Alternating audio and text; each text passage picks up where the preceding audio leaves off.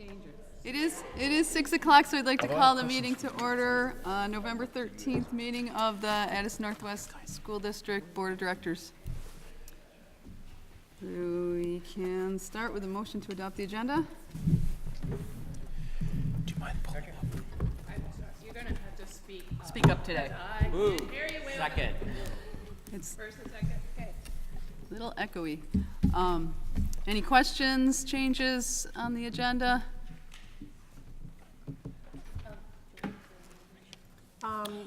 Yeah. Just, I'd like to give a report about the VSBA conference. The VSBA, Very bottom, it says next meeting date. The location is actually Addison Central School, not Virgins High School. okay. December 18th at Addison Central. December, and that's in my incidental report, yes, December 18th. Yep. Hi, George. Anything else? Okay, so all in favor of the agenda with those changes, please say aye. Aye. Any opposed? Excellent. Do we have any public comment for tonight? Can I say Rose. one thing? Sorry.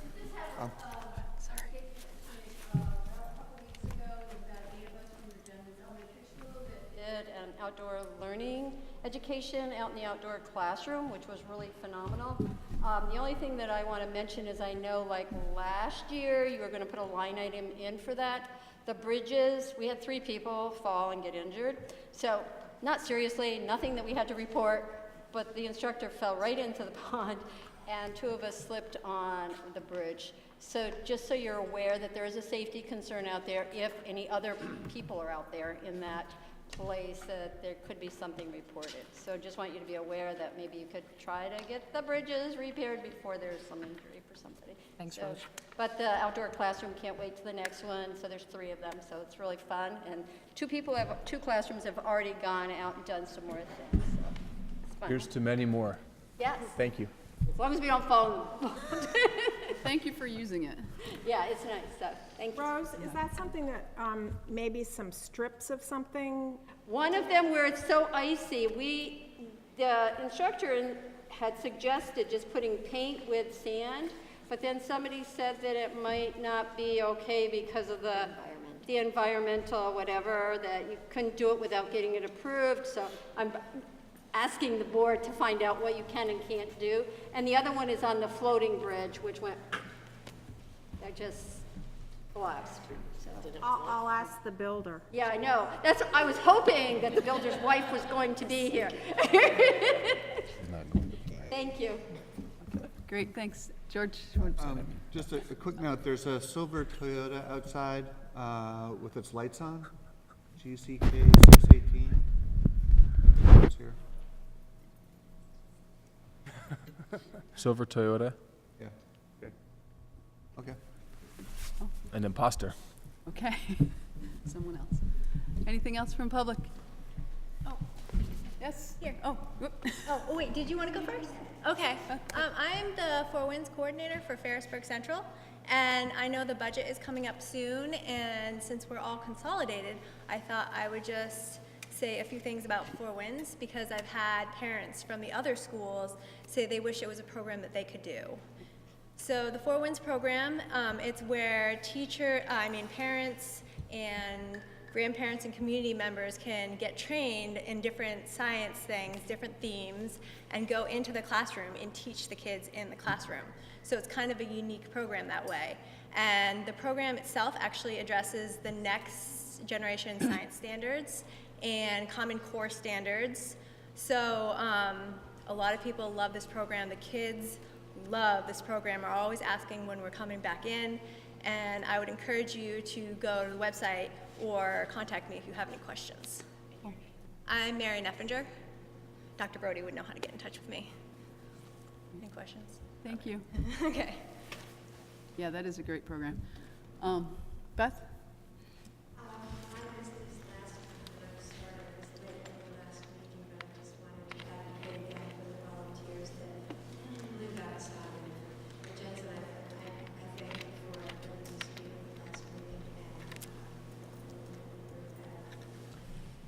Just for clarification, you're talking about the fees that you have to pay for background checks, is that right?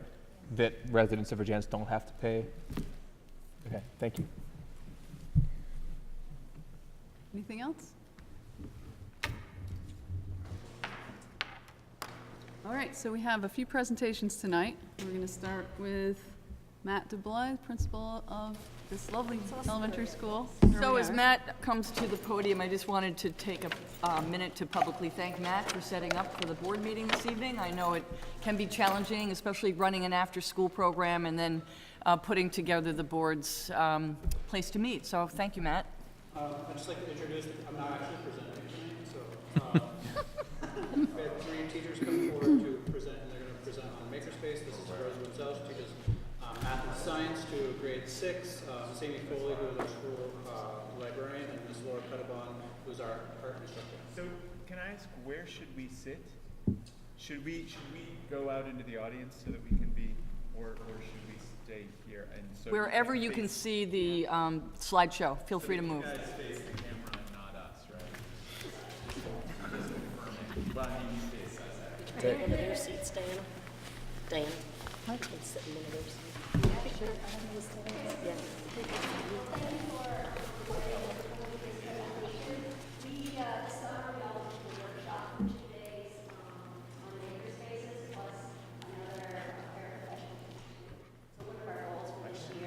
Was to work on our makerspace.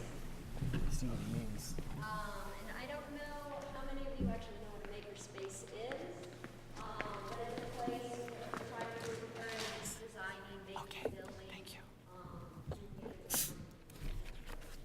And in our school, we're going to try to make one makerspace. We're at art, we're going to have a great space for making. We're going to put some makerspace in the library and rooms you like to. So why are we doing this? Joanne gave us the initiative, so we took it and said, let's try it.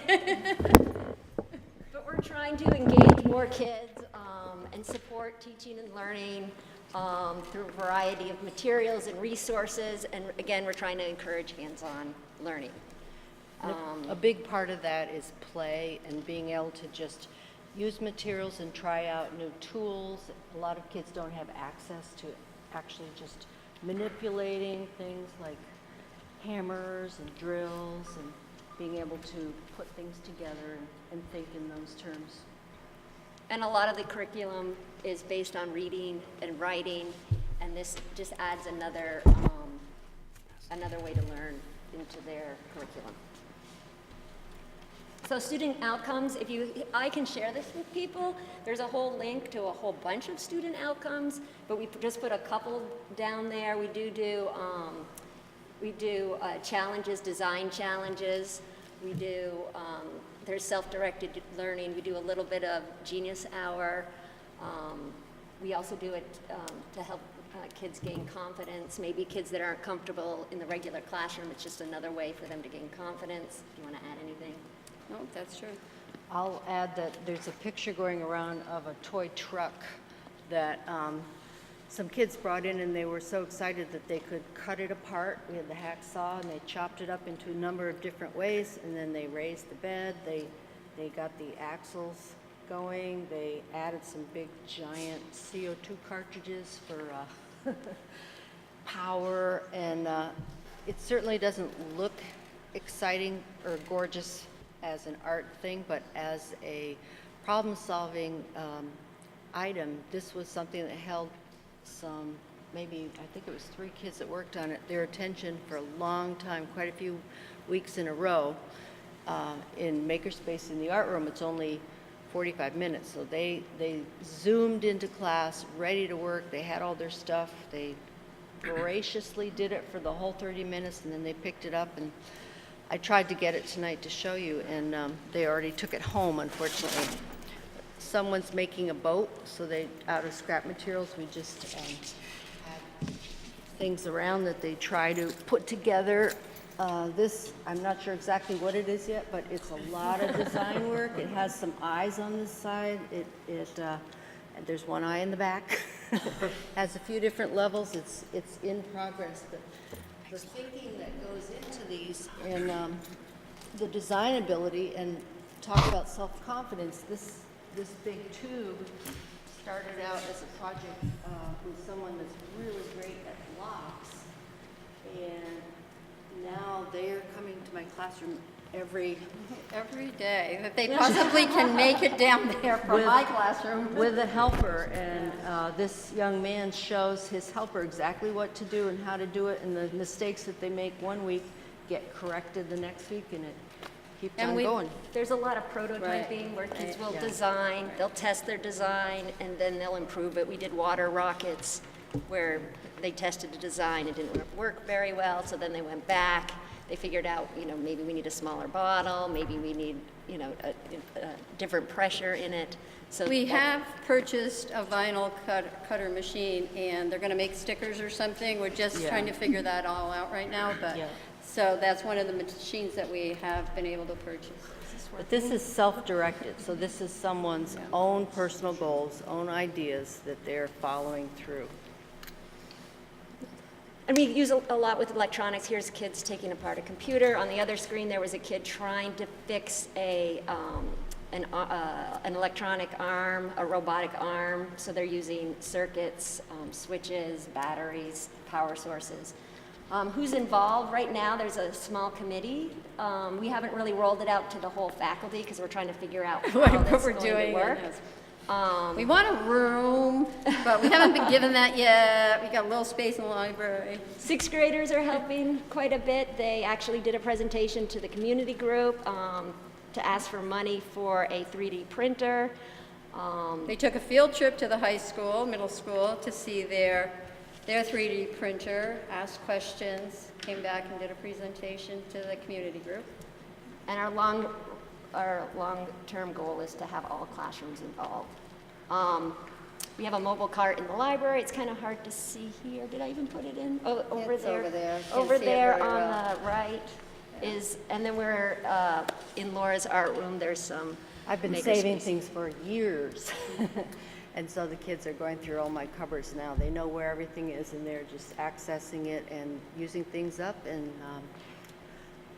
telling me about what they're going to bring in. So our idea is to have a spreadsheet inventory of makerspace materials that students and kids and teachers can access.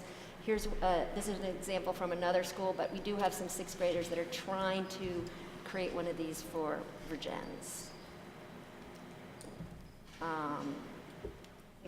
We kind of already went over some of the things that we do. Oh, and here's a video. This is in Rose's classroom. It's kind of dark. It's very dark.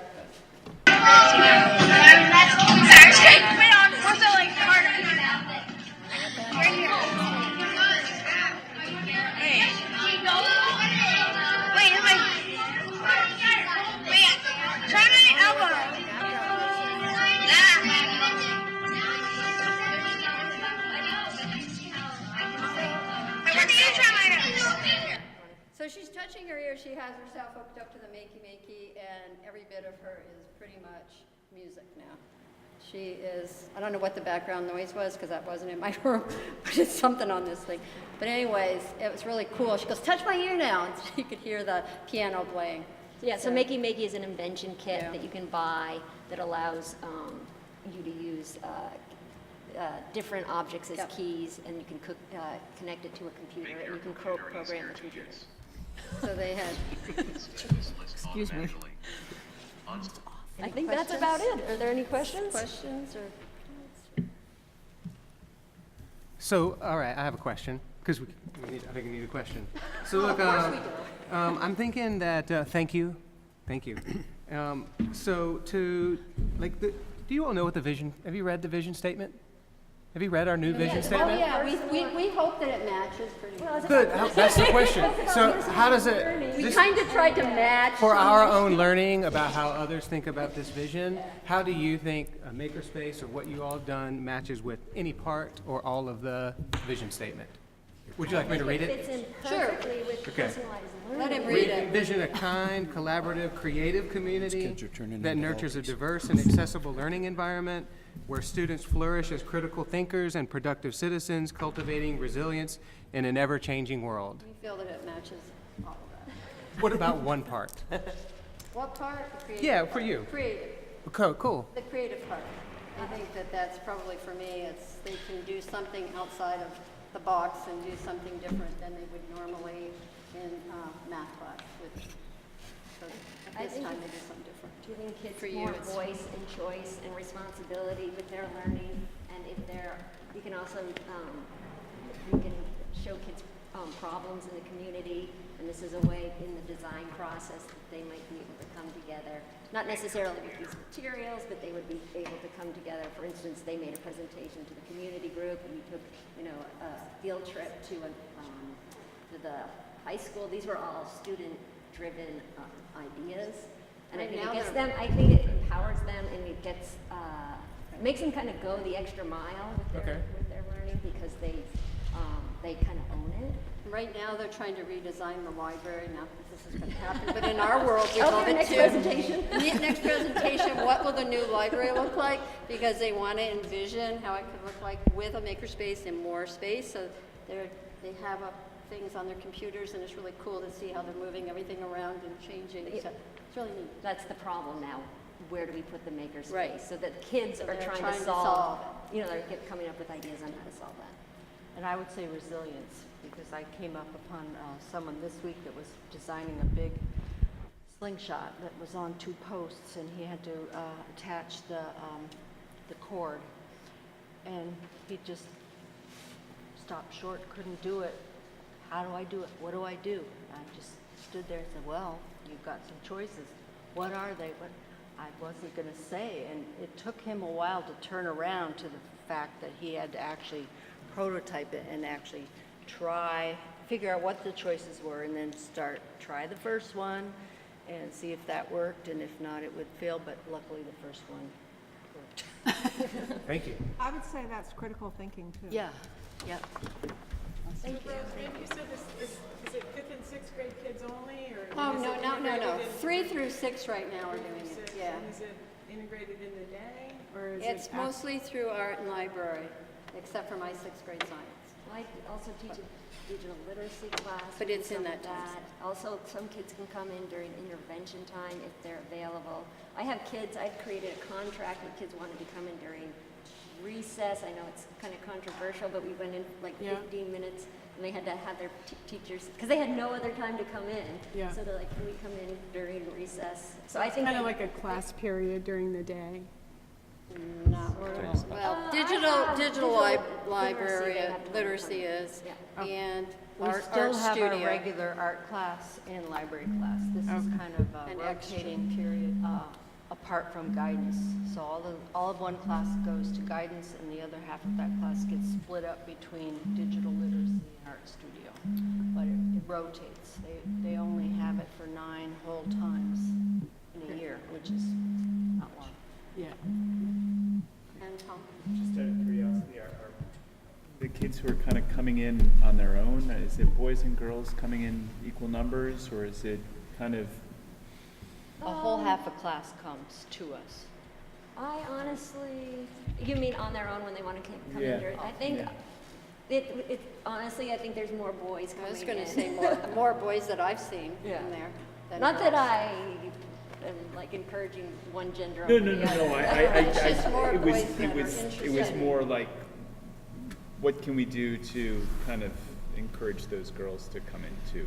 Is kind of the next step, but this is great, this is totally cool. Or maybe it's fulfilling a need that some of the boys don't have a Get in other chance places. Yeah, to yeah, meet yeah, elsewhere too, yeah. so. Girls are designing a lot of apartments and interiors. They're building many spaces and outfitting them with everything. Cool. Great, well, thank you very much. That's really interesting. Thank you. Thank you very much. What? Thanks. Thanks. Great. All right, next we are going to hear from Pete Manine on the 3 through 12 athletic program. And I think if you want a microphone, I think Matt has one. If you don't, that's okay too, but. You guys can let me know if I'll need one when we, He's got a nice deep voice. okay. Yeah, if I'm not loud enough, just let me know and I can grab the microphone, but usually our gym's a little bit bigger and I gotta project my voice through there, so. So I was asked to come in and give a presentation on a district-wide athletic program. For the most part, over the last, up until this year, it had been 3 separate elementary schools leading into the middle school and into the high school. This year, Addison and Virgins Elementary have combined for soccer and we'll be doing for basketball this winter. So we're really down to 2 elementary programs leading in, but taking advantage of being a school district and how we can move our programs forward, and this is one of the opportunities that we're looking at. So what do we have for the opportunity is to develop a district-wide athletic program focused on an education-based athletic development where every child in our district has equitable access to coaching, equipment, and facilities. Just by the nature of our schools, not every student has that. Like I'm looking in this gym now, and my kids go to Ferrisburg. That's the gym that I'm more used to, and this table setup would be pretty much the entire gym, there at Addison. And then, athletic fields are all different. So how can we give all the kids in our district the same, access to everything? So how can we achieve this? So just a couple things we can bring in everybody within our district together as one program. Doesn't necessarily matter which elementary school you go to. If you're in our district, have access to everything, kind of run it as one program. Yes. Does that include Christian school and homeschool kids as well? I know Christian school has access to our programs through a member-to-member through the middle school. I'm not sure how it works in the elementary school. That'd have to be something that could look at going forward. Homeschool has access into all of our programs, so something we could look at for like I said, I'm not sure how it works at the younger level, so possible. So yeah, much like Addison Central Schools combined with the elementary school, all would come together in one to create one larger program, creating one central purpose, focus every team throughout the season. That's kind of education. That's what we're trying to get to, is teaching the kids the skills and the things at the younger age levels, and everybody working on the same thing. So that way, when they get up into middle school, we don't have kids here and here and here. We have everybody kind of more on the same page and ready to go. So we're continuing to move things forward.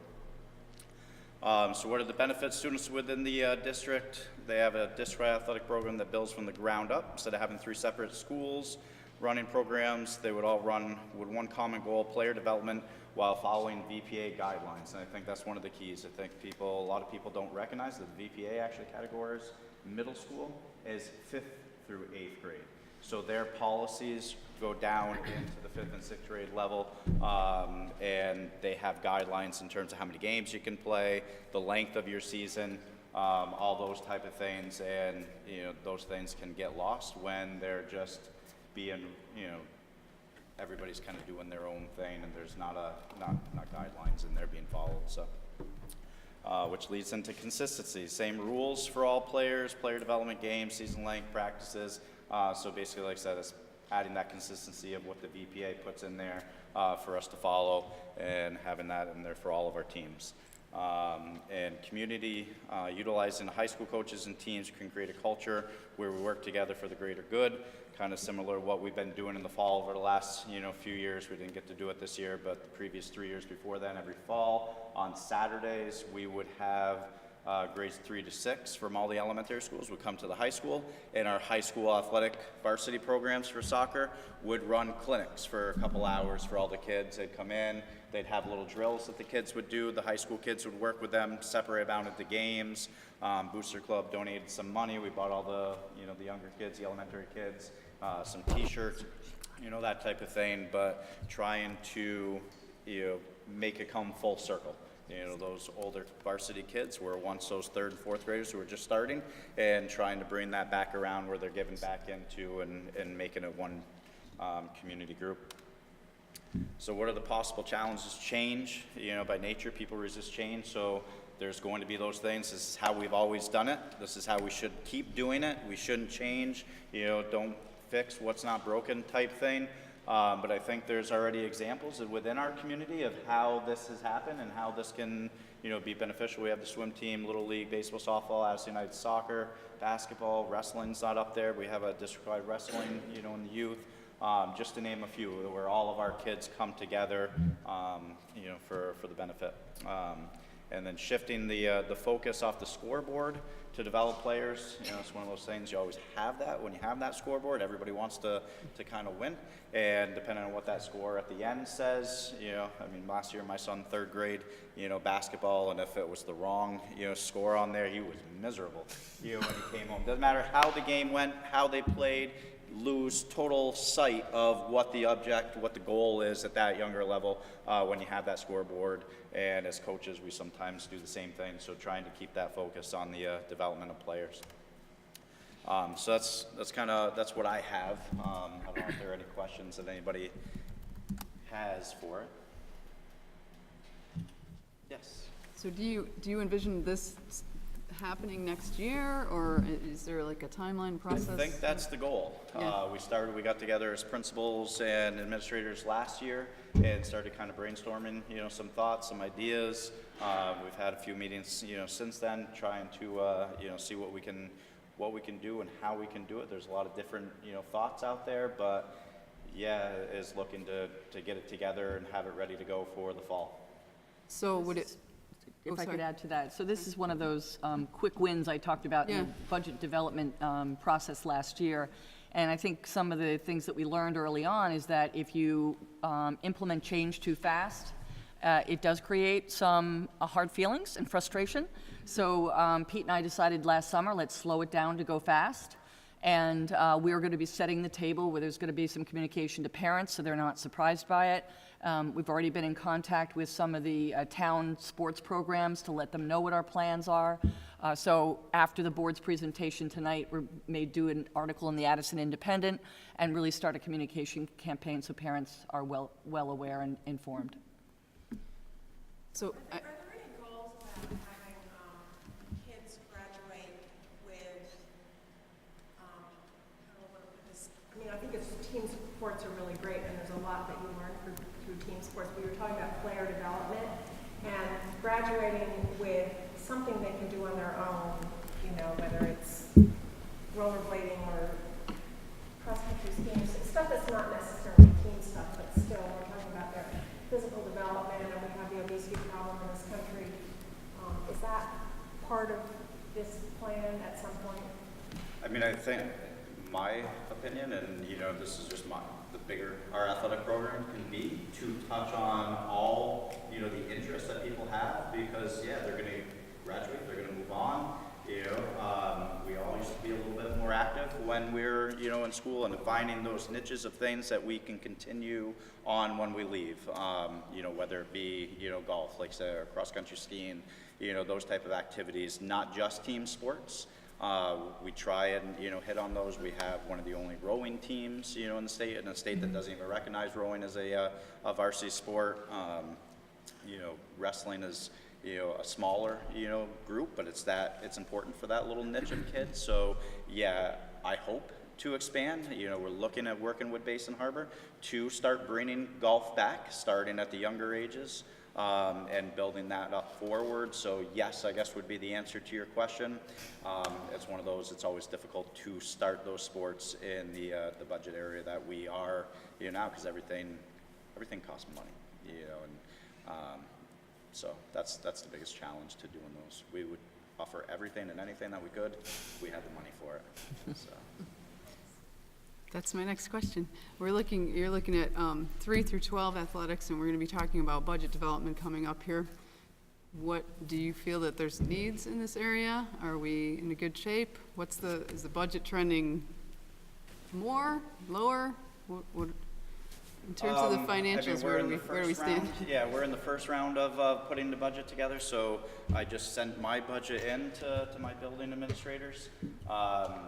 So my hope is to continue to build the program forward And with that, it does cost money, and every year there are different things that, are in there. So the answer to your question is it's growing, the budget after a number of years of coming down, or at least I'm hoping that it's growing. That's what I presented.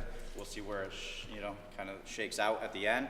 But, everything is going up. All the officials, fees went up starting this fall for all the JV and all the sub-varsity, games.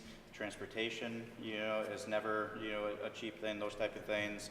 But we're pretty creative in how we meet those budget needs. Thankfully at least for us, for the high school, and that high school booster club that has been very beneficial would take that role. Now it's a district booster club, for athletics, not just for the high school.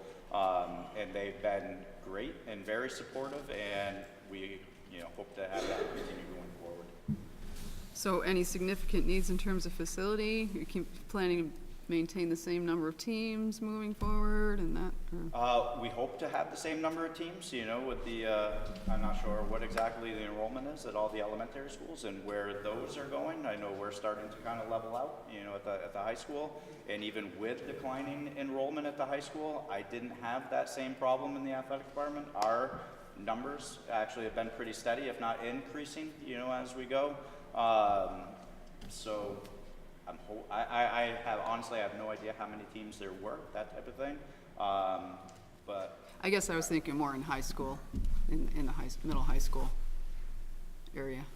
Than the elementary do we have school. more teams? Is that what you're asking? If you're thinking it would remain the same moving forward, or if there's a need. It's hard for to know. more It kind of class. goes up and down. Like I said, this year I'm expecting to have JV baseball for the first time in probably, I think you were the last year. Probably longer than that.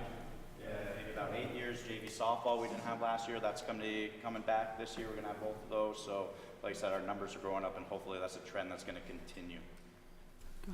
I'm wondering so it sounds like JV baseball will be a new thing. Are there gaps though, like a middle school boys lacrosse team, for example, that you're looking to fill, or? Yep, well, boys lacrosse, we're in a cooperative with Mount Abe. Mount Abe hosts the boys lacrosse. We host the girls lacrosse.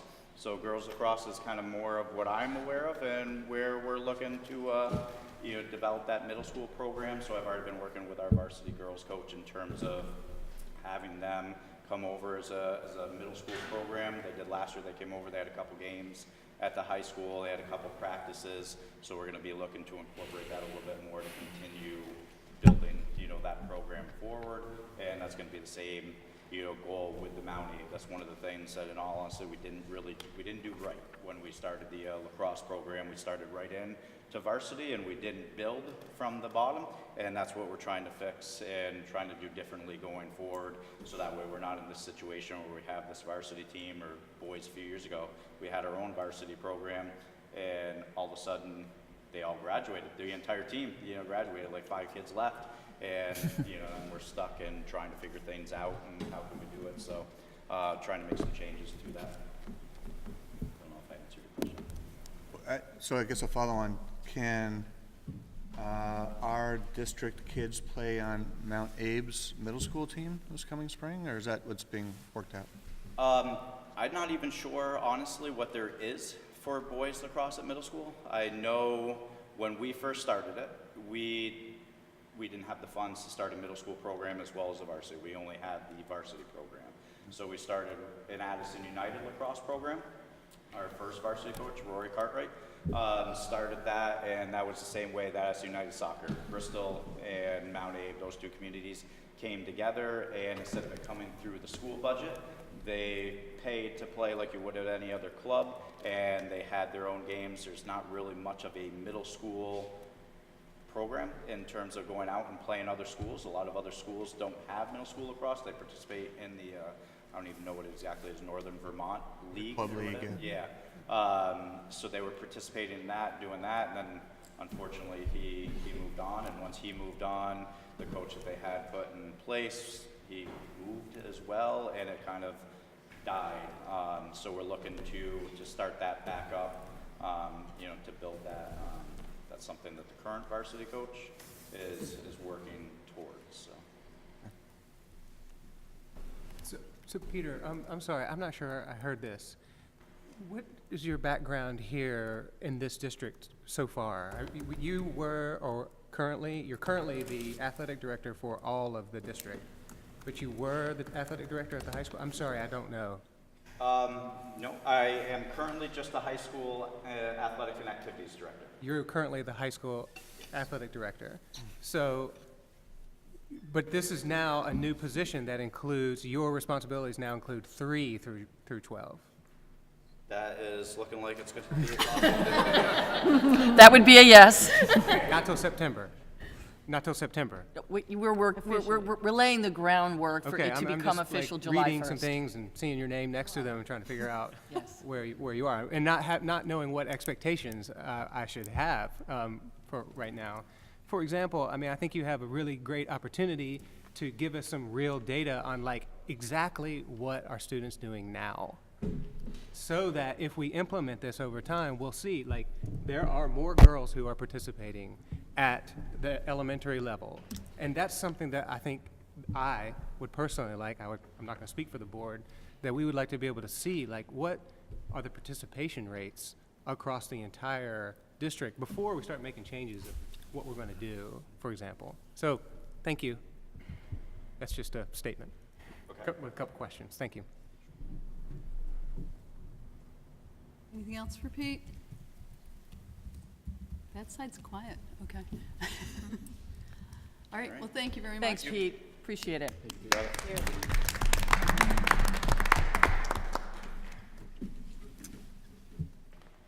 Wow, we've got a lot of education tonight. We're being educated again.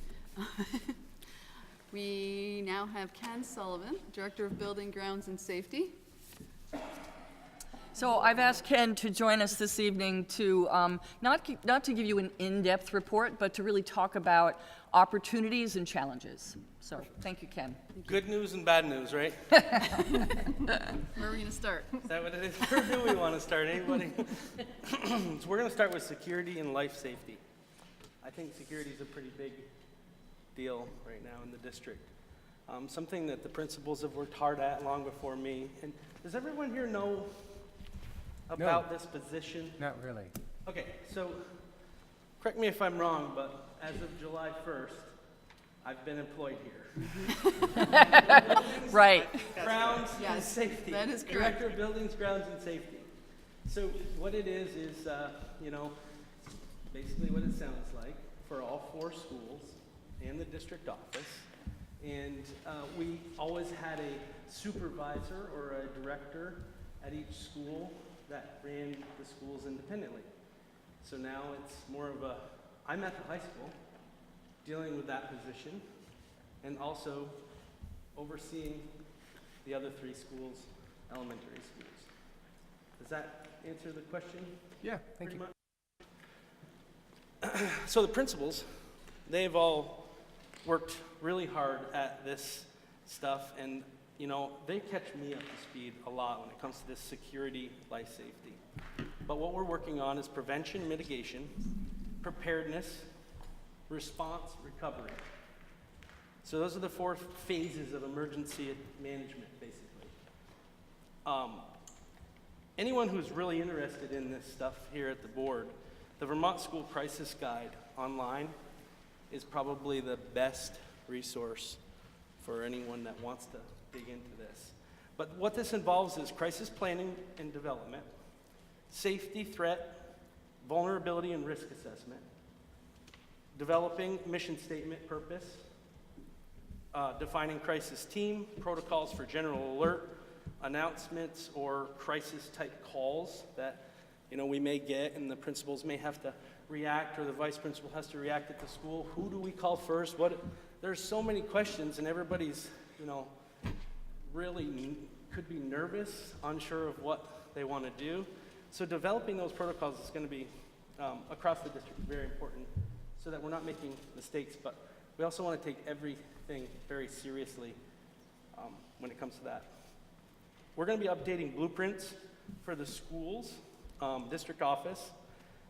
Evacuation sites will be defined at every school, as they already are, but we'll do this district-wide and make sure everybody knows.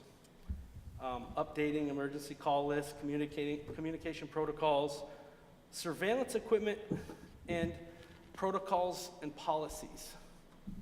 That's something that's going to come up. So that's something we're going to be working on. Life safety. Life safety is ensuring that all of those exit lights and lights like that are working in our buildings, and that when the power goes out, everybody can get out of the building safely. Making sure that there's no obstructions in the way to get out of the building. Those are the kind of things that this district probably has never had, but in my opinion, that would be something that we're just waiting for to happen if we're not ready for it. So I'll be working on developing control logs for all the schools. I've already started doing that for the life safety equipment, and monthly checks and annual checks. So that's what we're going to be doing. And my goal while I'm here is to ensure that when I'm gone and this gets moved on to somebody else, that this data is easy to get. That's been the number one challenge that I've had since I've been here, is where do I go to call the plumber? Where do I go to, get this stuff? So that kind of stuff is something that I'm working very hard at, trying to make sure that this stuff is passed down. And any one of the supervisors from the district could come sit in my shoes if I'm not there. So that's definitely my goal. And I think Joanne backed me up on that we want to do that. Any questions on that stuff right there? Some of our challenges, there's a lot of them. Reaching out to subs to take in operations and maintenance. Qualified people, trustworthy people, able, willing bodies that enjoy working in this environment. It's tough work for a lot of these custodians and janitors. So we're reaching out to people in subs, we call them subs, if anybody doesn't know that, to fill in for our custodians when they're sick or they have personal days. Training them is difficult. It's an investment, just as training all of our people. Our investment, that's a challenge. To train people, have them fill in on a whim, so to speak. This is a huge challenge for the district. When you're occupying buildings more and more, constantly, more than 50, like this school, 50 weeks a year, I think it is. There's always something going on here. There's something going on here right now, and the school's out. So someone, just like Matthew has to set up. These are challenges that we face with a smaller staff and shuffling people around. So using all of our resources and the skills that we have in the district and being able to spread them around is definitely an opportunity for us. Using someone who knows this school, but also has skills doing this and putting them in Ferrisburg, putting them in Addison, or bringing them to the high school. Those are the things that, I want to do, and that unification has helped us bring to the table. Hiring skilled people such as tradesmen, possibly, for the district, such as a master electrician in particular. We have a lot of electrical work. Life safety is all electrical work, and this number in troubleshooting electrical problems within the district is large. So hiring an electrician for this district is very important to me, and it's something that we definitely would benefit from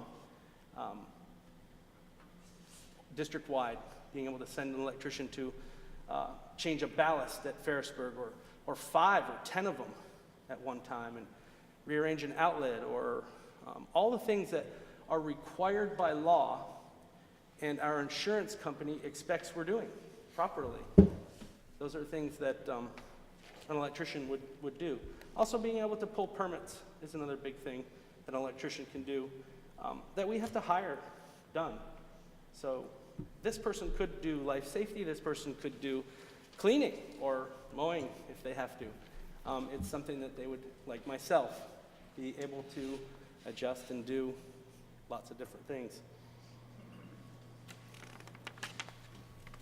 So do you feel that that would be a cost-saving move too, to have a district electrician as opposed to constantly hiring people to come in?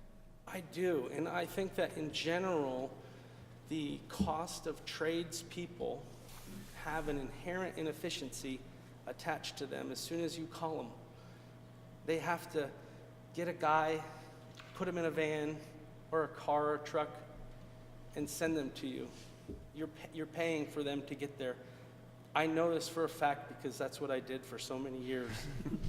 And it was always the biggest challenge to explain to people, why does it cost $90 an hour to have a tradesman? Well, because the van costs this and the time, you know, a lot of the vendors that we have come from Colchester or Burlington or Williston.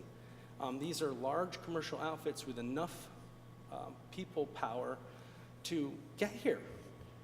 Some of our local contractors around here, you call them and they're like, yeah, I can be there like next week. And that is a huge challenge. So we need to a lot of times be able to take an electrical issue and deal with it that day. We can't always do that. And so that is a savings on the district in the long run. But I do not have the numbers, but I have spoken with the business manager about this, and we are tallying up the costs that we've already seen and seeing kind of how that goes along and how we could use an electrician to save the district money. To your point, though, it's going to be way more efficient if you have somebody on staff. Correct.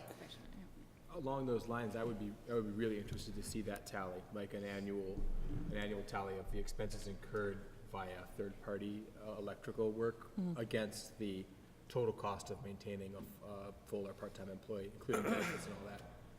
Yes, we are actually working on that, and there's a lot of layers to that. There's more than just the electrical work that comes along with it. Life safety is another thing that electricians are hired to do, and as well as HVAC, electrical, and building control system troubleshooting. All that stuff is wiring, which goes right along with an electrician's trade. So they can we can cross-train a master electrician into some of these roles, and they'd be very happy to do that rather than having to jump in their vehicle every day and head to, you know, the biggest job in the state or whatever. I think that we would be able to find someone that would really enjoy doing that for the district, and we'd be able to use them in that way. So we'll work on that for sure. Thank you for doing that. Is it possible, you know, thinking about the way the food system's working across northern Addison, I don't know that we could share a person with Addison Northeast, but at least maybe sub-lists, or even sub-lists with you know, Addison Northeast and Addison Central, so that all three districts were at least communicating about sharing resources, even if, I mean, I don't know what's possible and what's not possible. But Well, that's a really good idea, and, you know, I would have to ask Joanne what she would know about that, but, Nothing. right? Maybe So- we should ask our meal program director. But I think generally the point is this, Tom, that Sue and I have been in conversation about ways in which we can reach out across the aisle and work more closely. There's actually some money through the legislature to do a study to take a look at ways in which we might be more efficient in our business, running the business and sharing of goods and services. So that's certainly within our line of thinking. And Ken has already been in touch with at least the buildings and grounds person in Addison Central. You work closely with both of them? I've actually worked with Addison Central and Addison Northeast already. I've been in touch with them quite a few times since I started asking questions about this role and getting a feel for it. But the sub-list in particular is something that I'll reach out to them and see what we can do, because that's been a challenge for us to find those able, willing subs that pass the background checks and are able to be called at, 7 in the morning and say, can you be here, so-and-so to. Well, and if it means that they're being called on a regular basis between one of those three places, then you're more likely to be able to pull in people who are skilled, Trained. Works the same way for substitute teachers, right? Yeah, very similar. It's the same group, subs, not the same people, but the same director. Yep. Runs the. Okay, so, any other questions about that? I'm going to move right on. I'm sure I'm taking up more time than You're good. I'm supposed to. Okay. You're great. Okay, so when it comes to challenges, we're still a little bit on that. And one of the things that we have in the buildings is everything's getting older. Day by day, obviously, everything gets older. So in the past, some of the challenges that I see is a lack of standardized maintenance and operation process between the schools, obscure priority level of facility needs, lack of visibility into long-term planning, poor communication in the request to work completed process. I don't really like to say poor too much, but the communication in the request to work completed process can be tough and convoluted, and people forget, and if it's not documented really well, you're not getting the things done, prioritizing properly. So those are some challenges we have with our buildings. Some of the opportunities that fixing some of those challenges right off would be uniform process between all schools when requesting maintenance needs, clarify and defining highest priority of the facility's needs, clear direction on long-term planning. That's something that the district needs to know. Roofs, siding, all those things. Streamlined and accountable communication tools to the entire district. So that is something that I am going to work very closely with Elizabeth and Joanne on. We are going to establish a protocol for every school and their maintenance needs. Much like what Stephanie at the high school has done, and I know that Ferrisburg has some, and Virgins probably has their own little rendition of a Google document that someone puts in a request and the work gets done and filed. But we want something a little more in depth than that, something that everybody can go into, that I can monitor, that I can prioritize things. School Dude is the solution. So it's software, basically, and people who will help us, guide us to utilizing it to its fullest degree, which they're there. We've been working with them. We just haven't installed it yet at this point. But that's something that I'd like to do. So it's a program called School Dude? Yeah. Yeah, it's solutions for efficiencies. But it's a mechanism for tracking every single maintenance request, every single repair, and so we can learn like what's going on, where trouble spots are, right? Yeah, that's exactly what it is. It's standardizing the system across the entire district so that we can track everything, hours that it takes to do cleaning, man hours, woman hours that it takes to fix toilets. We can track, if we wanted to track cost of that kind of stuff, we can track it on this. It's a way for me to prioritize work orders and, like you said, document work orders, track them, be able to say to you all, okay, we did, $10,000 worth of plumbing work this month. Here's all the work orders for the district. Now, like I said, each school kind of has their own thing, but it's difficult from my point of view to deal with all that. I would like one solution for everything that is adaptable and that we can utilize a little bit more for capital planning, basically. It's a capital planning tool. Any questions on that one? Cool. district challenge, performance contract. Is everyone familiar with what the performance contract is? Any questions on what the performance contract is? Why don't you give us a 1 or 2 sentences? So the performance contract is, well, it's a way to, it's a, first of all, it's a company out of New Hampshire who we've chosen to come and assess the efficiency needs and the building's needs, all 4 of our district buildings, and give us some options as to how we can save energy, how some of the problem areas in the buildings that we need to think about, long range, siding, roofing, windows, those kinds of things. It combines some security elements where we lack that. There's a lot of energy savings, lighting, boilers, solar. Yep, solar's definitely on the table there.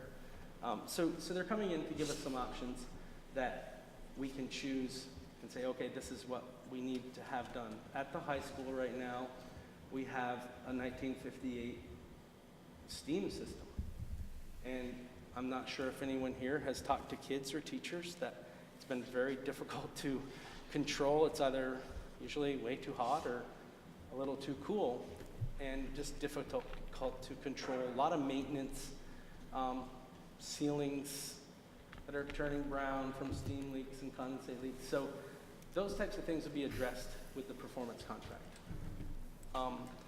Some of the challenges that this performance contract is going to give us, we move forward with this, that I see will be, for instance, this school who works all summer with kids, and we will have to figure out how we're going to coordinate construction and the occupancy of the summer programs and still keep everyone safe. And that's right off the bat a concern I think that we need to think about as we move forward with the performance contract. Renovations can be, if anyone's ever done it at home, they disrupt everything from coming through the front door to using that toilet or that sink, and it just goes, it kind of just spiderwebs from there. So that performance contract is a big challenge. Another challenge, standardizing the purchase order process for the district. This is something that's been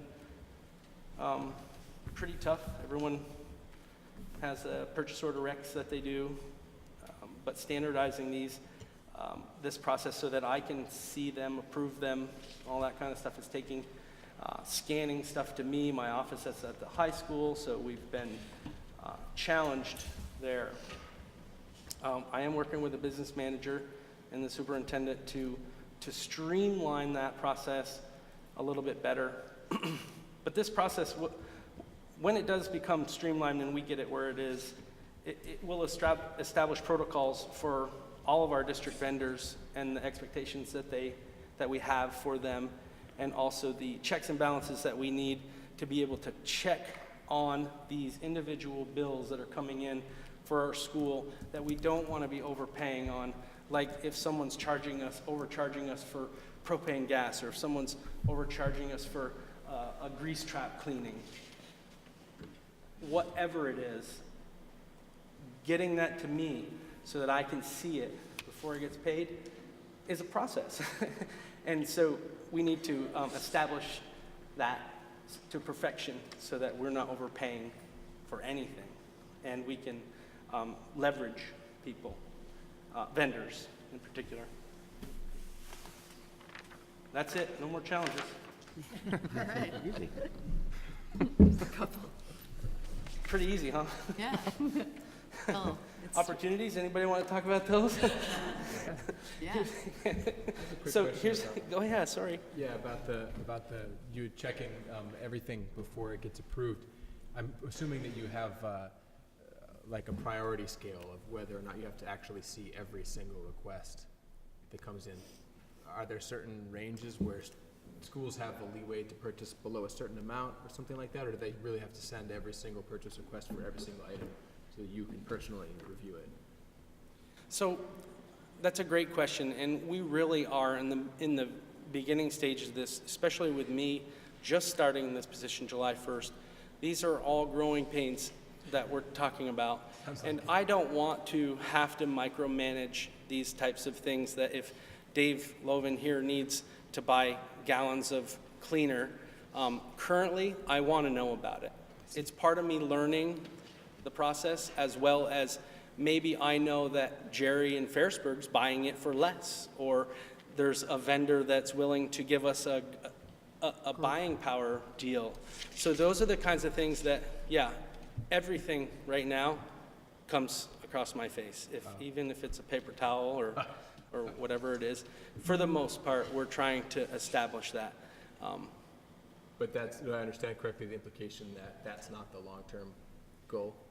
No, the long-term goal is that we'll standardize these types of purchases, or we'll procure from, we'll agree upon this in the budget building process and do open purchase orders, that I would still look at the invoice, because that's where, no matter what, even if you put an open purchase order in, the big thing is the final invoice. Did they really charge us what they said they were going to charge us? Same thing with service contracts. Are Service- they really so- doing what they said they would do for our service? Right. And so service contracts is something I didn't touch on because I was going over, but reviewing all of our auto renewal service contracts is something that I've been doing, and we're finding that that is not working out in our favor, to say the least. And these service contracts are $5,000 to $6,000 to $12,000 a year, and they're not working out for someone to come by and visually inspect an air filter or this or that. So we're doing away with that kind of thing.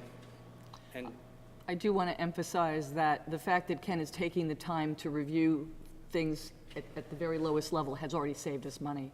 We found out this year a huge disparity in the fuel consumption in each of our schools, and it was pretty significant, and it was a big eye-opener without getting into too much detail. So it is to our advantage, and the idea is to back off, but getting his arms around it has truly had a big impact. I hope that you can keep your health until that point. it's stressful. Yeah. It is. Thank you. Come in and take walks with me every day, and we'll talk I to me don't know about if that. I want that, but I'll do it. I'm not that I'm not interested, I just try to protect myself. Yeah. Tell people when you come to work in the morning. Oh, gosh. Well, I started this morning at 5. But that wasn't an early morning. Well, I mean, you know, it varies. Some mornings are earlier, but, you know, I'm not really too concerned.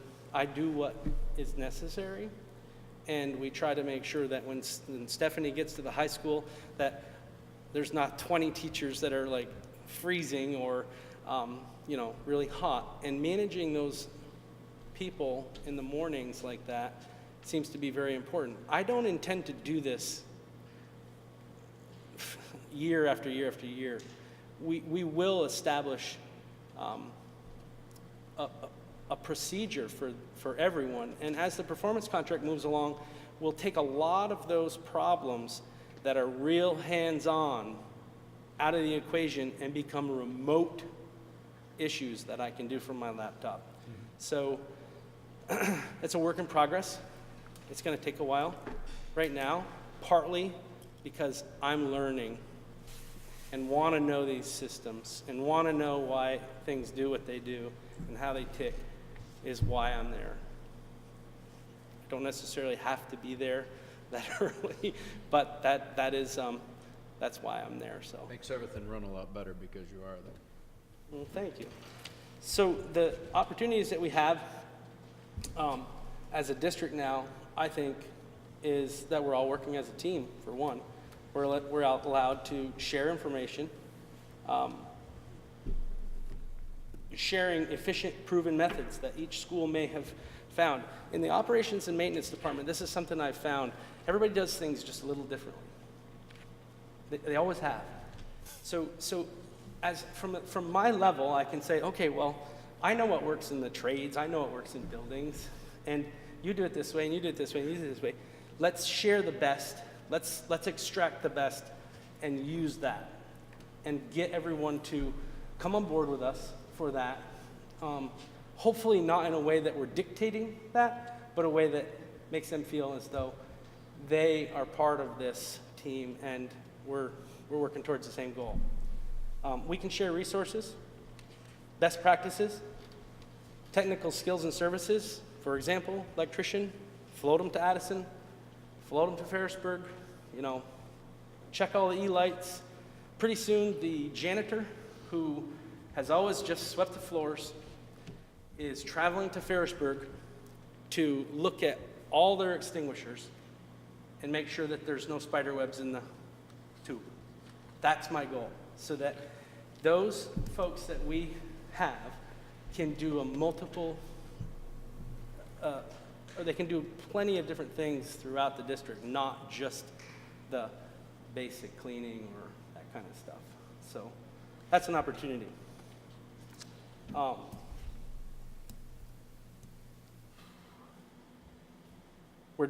Opportunity right now as a district is to develop new methods in reviewing and adjusting these auto-renew service contracts, like I said, so that'll save us money. Streamlining these POs and purchase order requests will also help us save money. Basically not overpaying for things like fuel, those kinds of things. Monitoring each school's inspections closely so that we can synchronize fees and dues by vendors. Synchronizing the companies that come in. Right now, the company that comes in to check all the extinguishers annually here drives from Burlington, comes down, does these, goes back. It would be nice if we could synchronize the fees and dues for these types of inspections so that when they came down, they go do the high school, then they do this school, then if they have to go home and come back the next day, they do Addison and Ferrisburg. Just saying, those are the kinds of things that we'd like to synchronize so that we're not paying that inherent inefficiency of the back and forth of all these services. Cross-training staff, big opportunity. Making them versatile and flexible. Moving them around, utilizing the highest level of skills in our staff to fix problems. An example would be I've used Jerry Blair from Ferrisburg, who is very familiar with the building control system there and the same building control system we have at the Addison Central School. And I've been able to bring him down there for an hour and myself there, and we solved several no-heat problems, solved some scheduling issues on that control, and one of the cold teachers down there has recently said that she's not cold anymore. This would have cost us to have temperature controls of Vermont to come here, probably in the neighborhood of $700. So those are the types of things that are opportunities for us, for me in this position, to be able to take Jerry and his skills and his knowledge of that system and go there. We will have the same control systems in this school as we do in Addison and as we do in Ferrisburg. That'll be the eventual long-term plan. The high school will be a little different. Another thing something that Stephanie brought up to me at the high school once was why it's difficult to find skilled people. Today, trades and these types of things are they're just not, they're stigmatized. And it would be nice if we could seek out young people who may not be interested in going to college, may be interested in doing things with their hands, and get them to look at skilled jobs in the district, on our buildings, in our grounds, or safety. So reaching out, maybe creating our own community program for people within the community that are able and willing to work. Otherwise, we're in the same boat. We're always looking for people that are just seemingly not there, and we really don't have anything in place to look for them. You need like a junior varsity electrician team. Yeah, exactly. I think that's really cool. I think it's really, not what I just said, what you just said. It's a really cool idea. No, and I mean, and that's Stephanie's idea. She's on things way on it. So, and you know, I respect her for that, because these are the types of ideas that we need when we're challenged with these types of problems. And we want to keep kids in our community. We don't want them to move away. Exactly, and so, and what better way to do that than have them come back? Now, I was just going to say, I'm a pretty good example of that. Pretty good. So is And Glory, so's so is Sheila. So, yeah, it would be nice, because Nancy. there's really not that opportunity right now, and who would know that opportunity, and how do they get that opportunity? If you hire a master electrician, then you can hire an apprentice, and you can train and grow someone within the community. And so George brings up something, and I'll try to make this short. I'm not good at that, but I'm a licensed master plumber. In this district, by me being employed here, I can sponsor through the state a plumbing apprentice. There's only one way to be able to sponsor a plumbing apprentice, and that is you have to be a master to sponsor that. So as a district, we can hire somebody and send them to Vermont's, plumbing apprenticeship for 2 days a week for 4 years. That's what you do. And they'll get their on-the-job training in the district, and they'll get their training, their apprenticeship in Essex at the Tech Center. I could sponsor that. It's like $300-something a year, something like that. And eventually, long-term, you would do that. And you could do that with an electrician as well. Very important. Because, yeah, long-term, that is kind of what you want.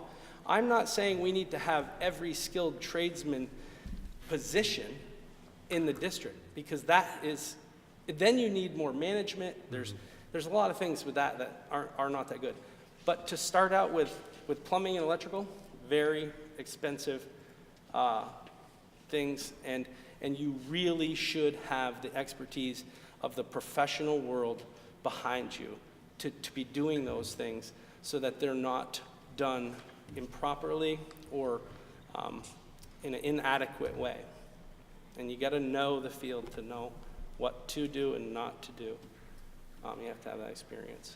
I think finding some way to involve interested students at the high school level, with beginning to introduce them to some of the principles and complexities of that work on school grounds, on a per project basis, or however that would work, would be super. I would be very interested in that idea. We have a lot of work in the summer. That's like, we have floods. I don't know if anybody knows about that, but we do have them. And so, like this summer, we could have used someone to repair sheetrock, and a lot of it. And we could have used that person to repair ceiling tiles and learn some of the basic carpentry skills that are, and we definitely can teach them those basic skills, but we don't have that person. That's the problem. So yeah, anything that we could do to hire or get someone, that'd be great. George, did you have a question? I was going to say, is this an opportunity to maybe coordinate or partner with the Hanford Career Center? Right. Yeah, they get rid of it. That's why I brought this up, and Right. Ms. Taylor over there knows that this is a real problem nationwide. The average plumber's age is 50 years old, and the newer generation is finding it hard to get into the trades. So they write their own ticket right now, and they will for many years to come.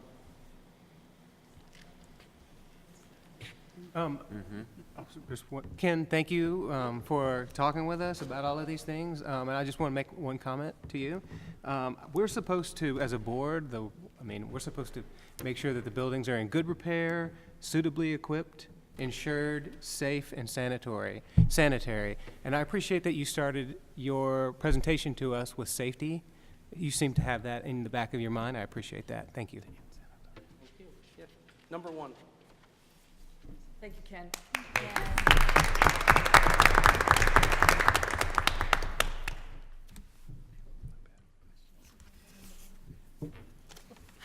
Okay, great, thank you very much. So we will move on to superintendent report. So we established a policy committee to update mandatory policies for the new school board. We had a successful business transition to a new school district last year. We had a successful negotiated agreement for the support staff, and we're currently working on the teachers.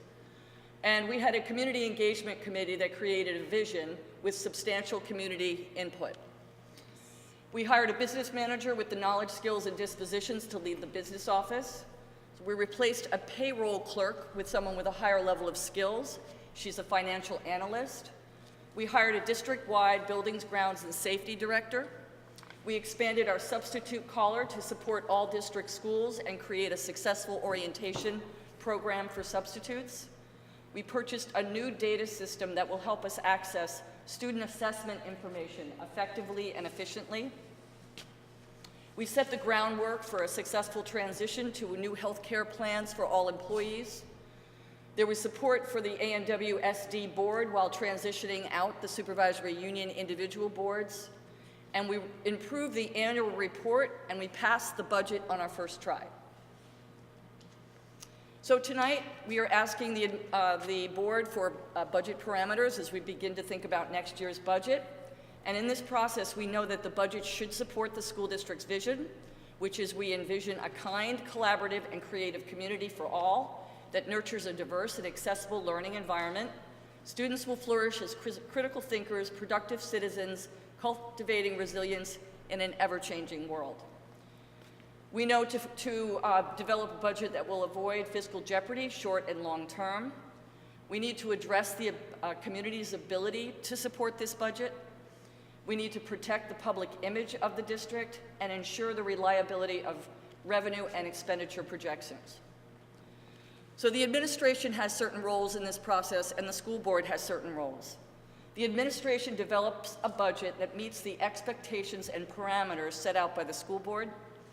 If the administration believes that the educational and learning needs go beyond what the board has given us in terms of parameters, we will let you know.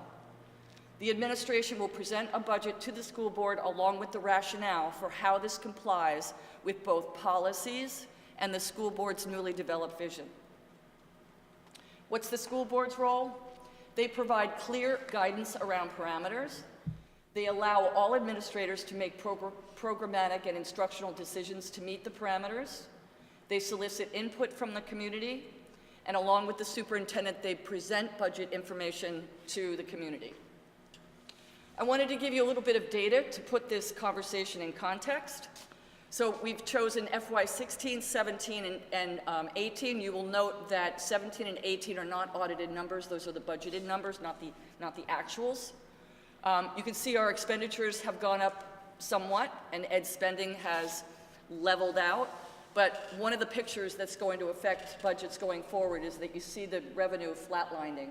I expect that revenue picture to possibly go down just a little bit next year.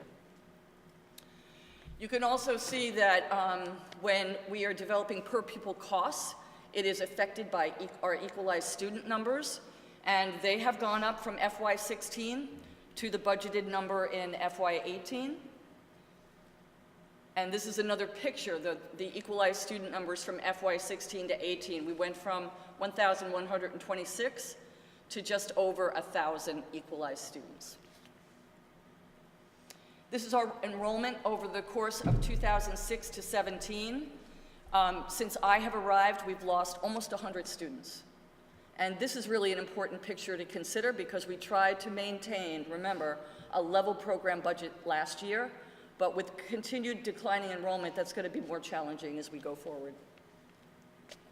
So what guidance does the school board want to provide administration this evening? Do you want a level program budget, meaning all personnel, programs, and supports that are currently existing? Should we level budget the program as in FY 18, which is at the rate of $21 million? Should it be based on CPI increase? We know that you want to pay close attention to the tax rate, but we won't have that information until the end of December. And we also expect to get continued budget guidance information, from the Agency of Education. Some of you may have seen recently, Rebecca Holcomb did send out some communication to schools talking about how to use attrition as your friend. So when you have an opportunity through a retirement, that you think about other ways to make reductions in your budgets. So the next steps include the budget calendar that you received indicated most of the budget meetings would be on Wednesday, and after reviewing that with Sue, we decided that we were going to recommend our first budget meeting on January 3rd. Normally, your typical school board meeting is on the 8th, so we would just combine a budget meeting with your board meeting, and that would be on the 10th. If a third meeting is necessary, we would hold that meeting on January 17th. Sorry, you can't see that number. And then the budget adoption has to occur no later than January 24th.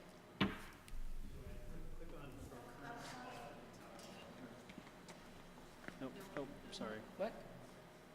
Go to home. Go home. Go to home. Come home. Slideshow. Yeah. No. Go to slideshow. Up on the top under the 3. There you go. And then click on from current slide over on the left. Keep going over. There you go. Jay, where were you a minute ago? So these are the dates. So I'd be happy to entertain any questions, and the board certainly can deliberate about some of the issues that I presented tonight and provide the administration with your guidance. So Joanne, so one question I think for tonight while you have this slide up is, are people available on these dates, and will we have a quorum? So if, if people aren't available, they could let us know. 3 hours ago, so Right. I'm good. Then that would be great. And are these on the calendar at this point? No, I have not updated the budget development calendar until we make a decision tonight. Okay. Does anyone The have only any? difference, Sue, I'm sorry, is the January 8th and 10th, because we originally had two meetings scheduled that week. I know, but they weren't on the district calendar, are they on the? Not the district calendar. Well, do we have to decide, can someone send a doodle, whatever it is? Well, no, these do we need dates to are gonna decide go now? down unless we don't, these dates will be put on the calendar unless we're not going to have a quorum for one of them. I'm not here on the 3rd. I'm not here on the 3rd either. The third is 100%. difficult. The 10th, it's good. I can live with the rest of them, but the third is difficult. I propose that we go through it date by date with show of hands of people who can't be here for those days. Sure. The process of deciding whether they're going to work or not. So I heard 3 people say they cannot be here on the 3rd. So how many do we need for a quorum again? 7? Okay, so who can be here on the 3rd? Raise your hands. Can. Will be here. Who can? Ken, yes. Okay, so that is a quorum. What about the 10th? Raise your hands if you can be here on the 10th. 1, 2, 3, 4, 5, 6, 7. 17th.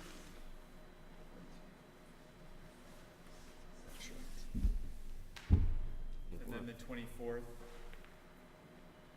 We're good. We'll just So we should be good. leave. We just So we've bring got a our quorum rolls for all and of just them. We're good. Yeah, all right. sleep over there. Thank you. So can those go on the calendar so they appear on our calendars, please? Thank you. So Joanne, the slide before, you had the various options that we can talk about. $21 million we have for the current budget Level funding, existed level programming, because, well, CPI.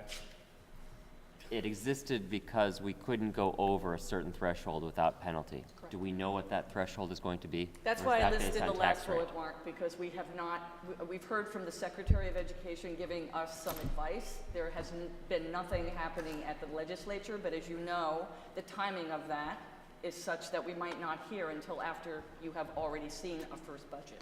Might not happen until after we've already passed a budget. True.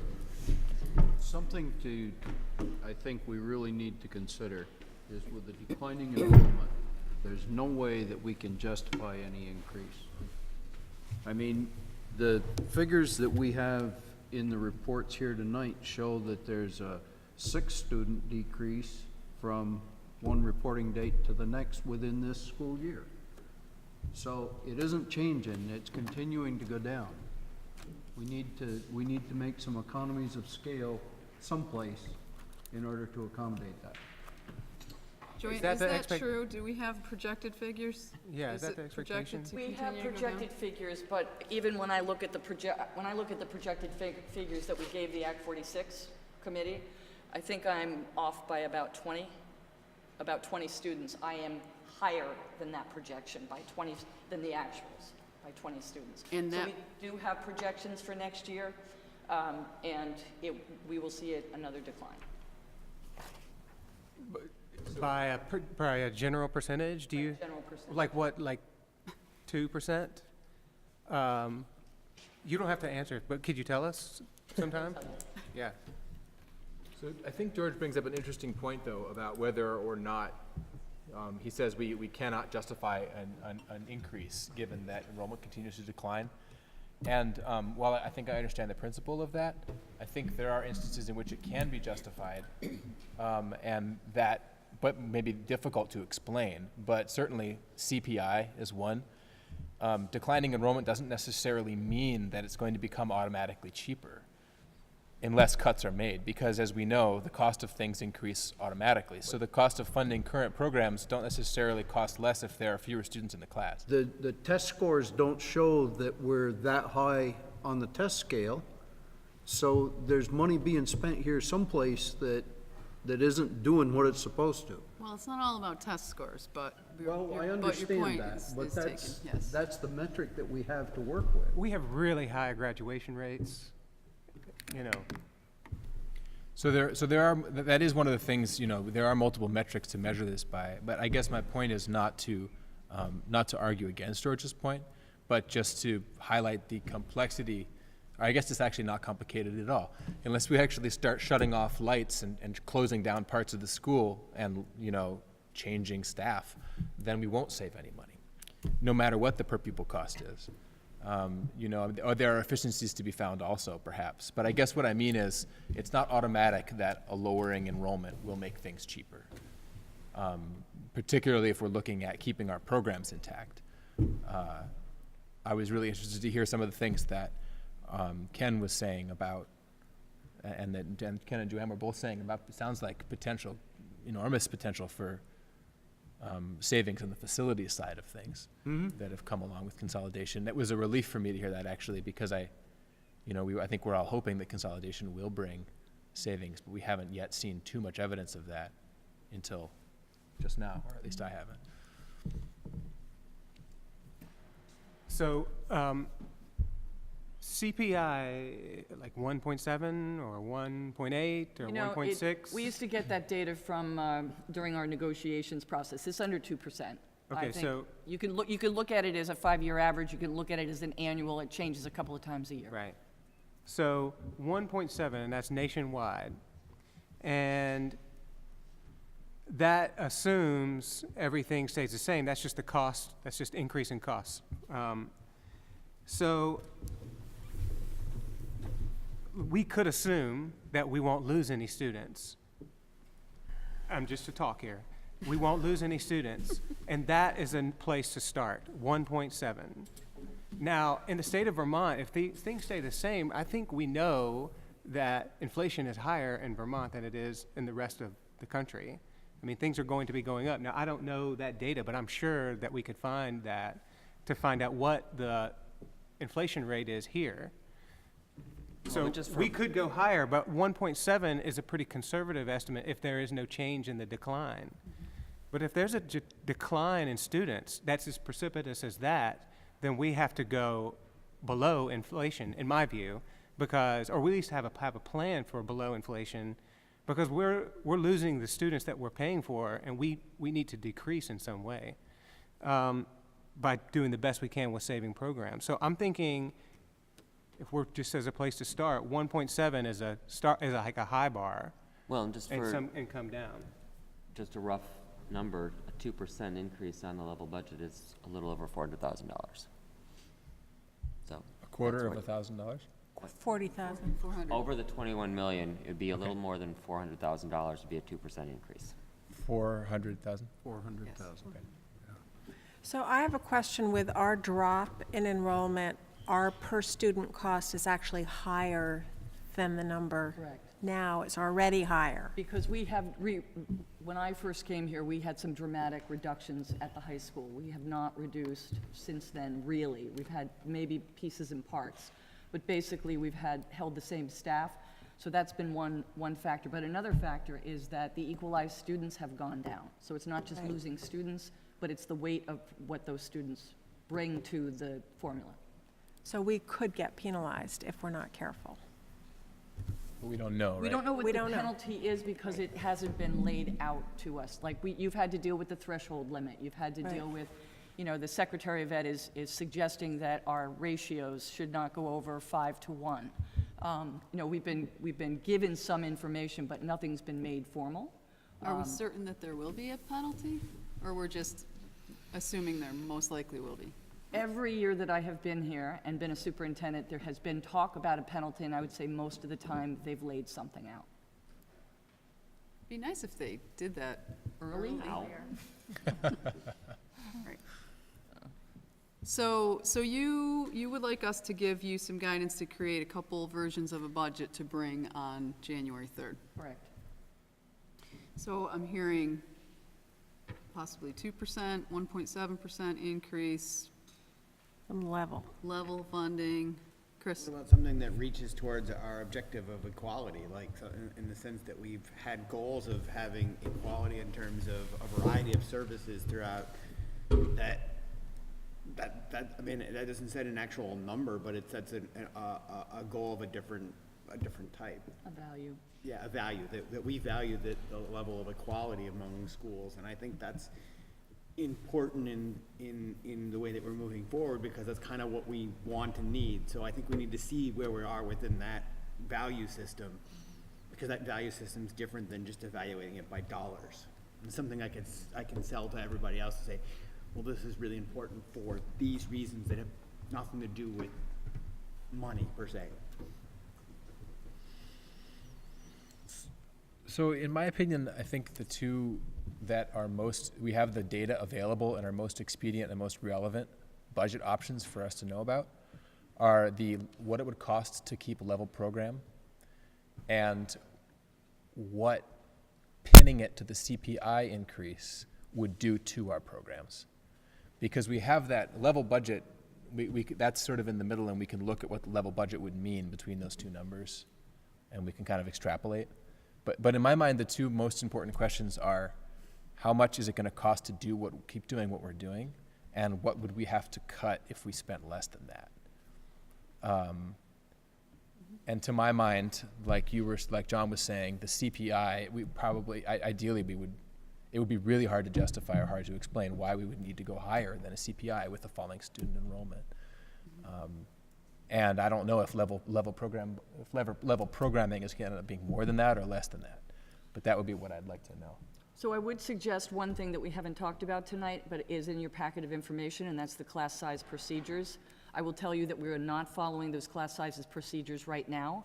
And if I were to consider that going into the FY19 budget process, there would likely be some reductions at the elementary level because we have some very small class sizes. Okay. What about large expected expenditures? I mean, we were just talking about security. Is there going to be an expense in there? When we get to the point where we're talking about our performance contract, yes, that includes security. That could be a budget item that you'd want more discussion about. We're currently talking to Elizabeth about how that might be funded over time, and the Facilities Committee think we have 2 more meetings before the board meeting on the 18th, or 3? Is it 1? I thought it was 2. One, yeah. Okay, 1. Bake sales. So anything aside from that, that's a large? Well, I mean, the only other thing that is possible here, so we're talking about next year, and we just got this board settled, okay? I mean, really. And we made a single budget last year, but now we have full control, the powers here of the whole system. And this board's going to be leading that for many years. So why is it possible to learn from the superintendent and their office about some projections into the future? Like, let's just say we have a 1.7 or a 2.0 budget this year. What would it look like if we expect decreases, okay, but we don't try to solve all of our loss of students like in 1 year, but we think a little bit more strategically about next year, about the next year, and like instead of our budgets showing us a number that looks at 1 year and we have some options, like let's look at some options as they go along with some change. Is that possible? That's possible to do with some of the fixed costs. Some of your budget really are projections. Like, we don't know from year to year how much we use in fuel. We're going to get better at that once we start purchasing at a higher level and thinking about contracts with multiple year contracts with the companies. Salary and benefits would be easy to project, and that's a large part of what this budget is all about. So that we could get there in pieces and parts. Something that you need to consider is the fact that the state has backed themselves into a corner again, and they do not have money coming in to fund the school funding program. And so the probability is that there is going to be a substantial increase in the tax rate that the state dictates, irregardless of what we do. Yeah, I think you're right. So taxes are going to go up no matter what we do. Right. We have to be very careful when we're talking with our constituents about the fact of how much we're asking them to pay, and you need to consider the fact that we're talking about this performance contract, which costs money. Yeah.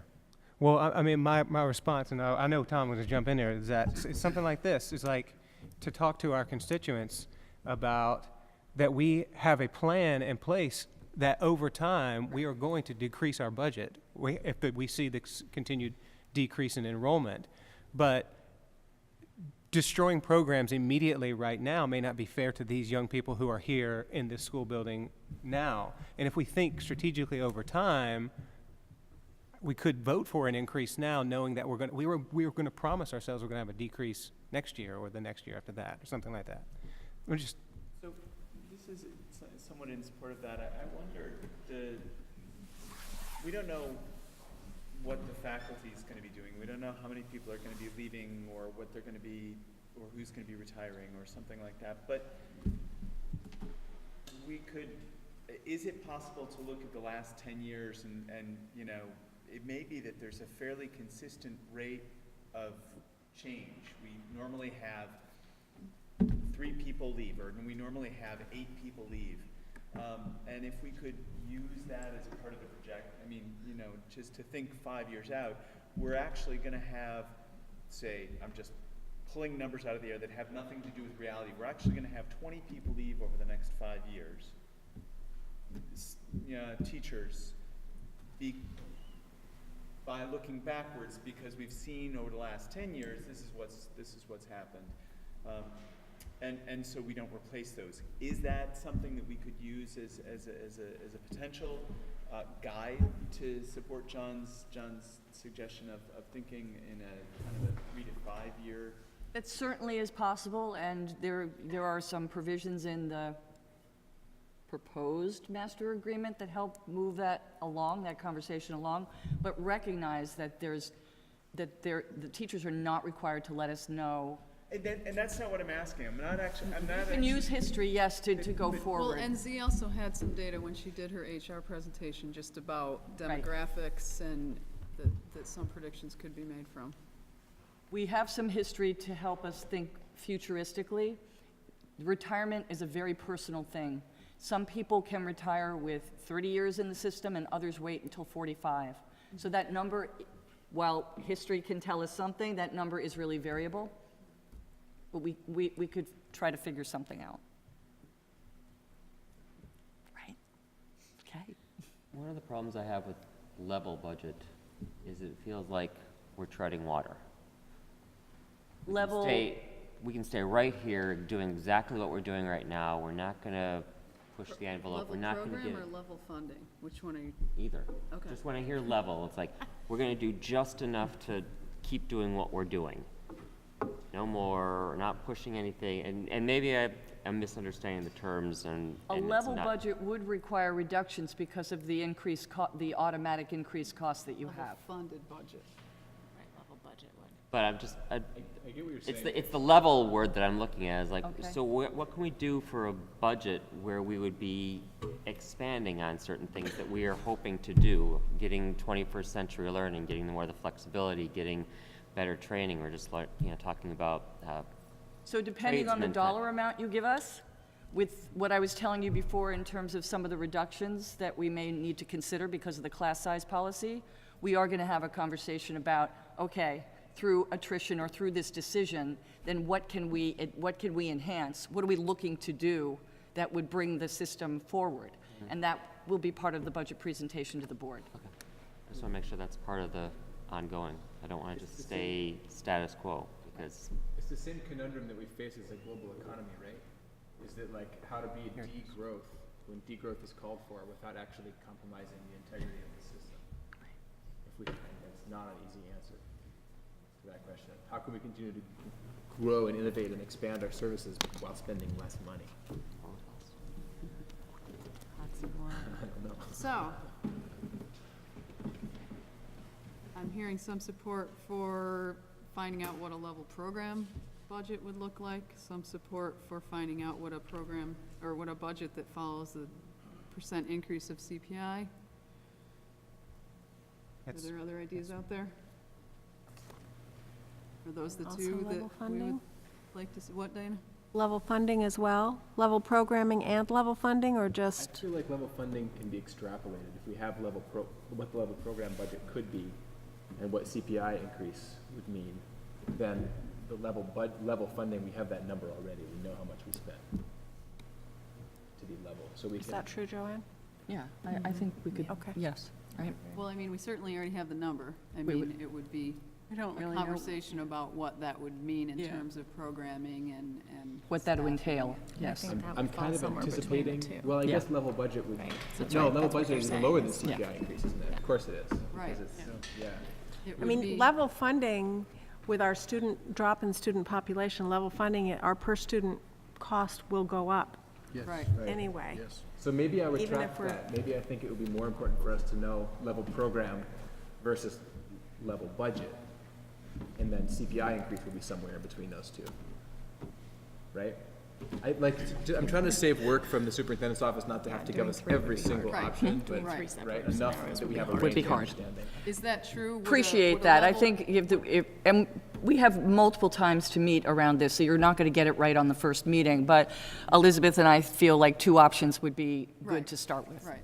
So what, could you give an estimate of what the percentage would be for a level program budget? I mean, that's probably, maybe takes a little more time. Take some time.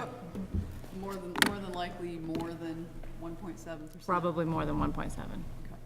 I will say that from the previous year to the current year, that budget increased by 1.68.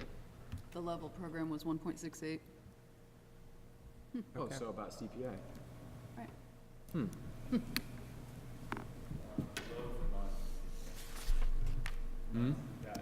Vermont CPI is like 1.9, so it's actually below. So level program and level funded, Got that? are those two good options to start with? I think so. Wait, but is that actually, so I'm sorry, guys, to take up all this space, but is that actually, do we think those numbers are gonna be different enough to tell us anything, to be worth all of them? 400,000. Yeah, I mean, it's 2% versus More than 0%. 400,000. Well, No. it's whatever percent. Well, it's whatever ends probably up more than being, 200. if you take Level- level program, level you're finding program, out we what it don't know really what costs that to is. continue everything, exactly the way it is.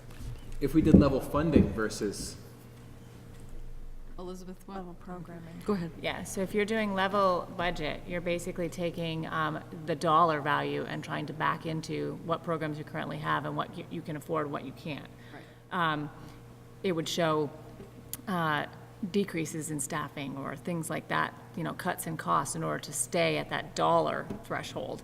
Whereas your level program budget, you're actually taking everything that's in place right now, you're moving it forward, you're increasing things like health insurance costs, salaries and benefits, other, other things that benefits. we're having to do with the buildings or anything like that, you're increasing all of those and seeing what it would cost to continue just at status quo, and that would be a higher cost to the district. Right.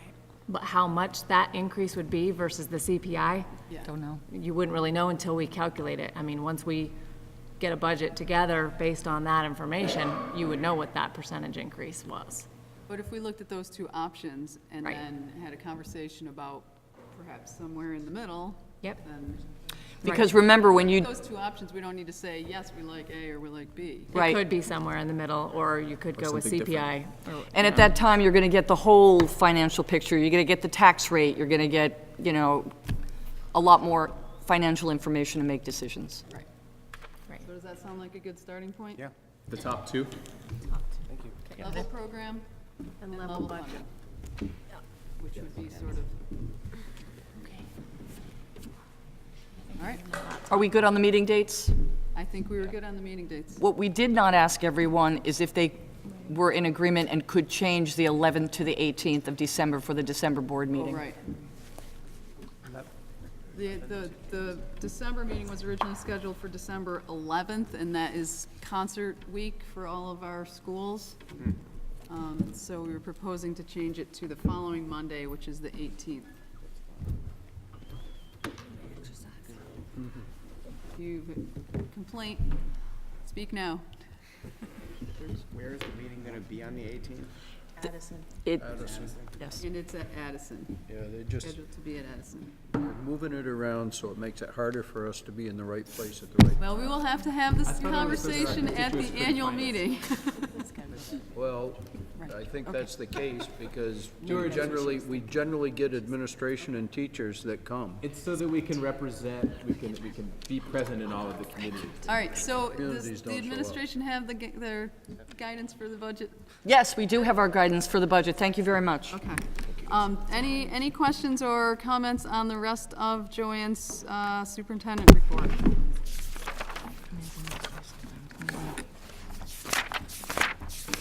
Nothing. Okay. How did it go on the 8th?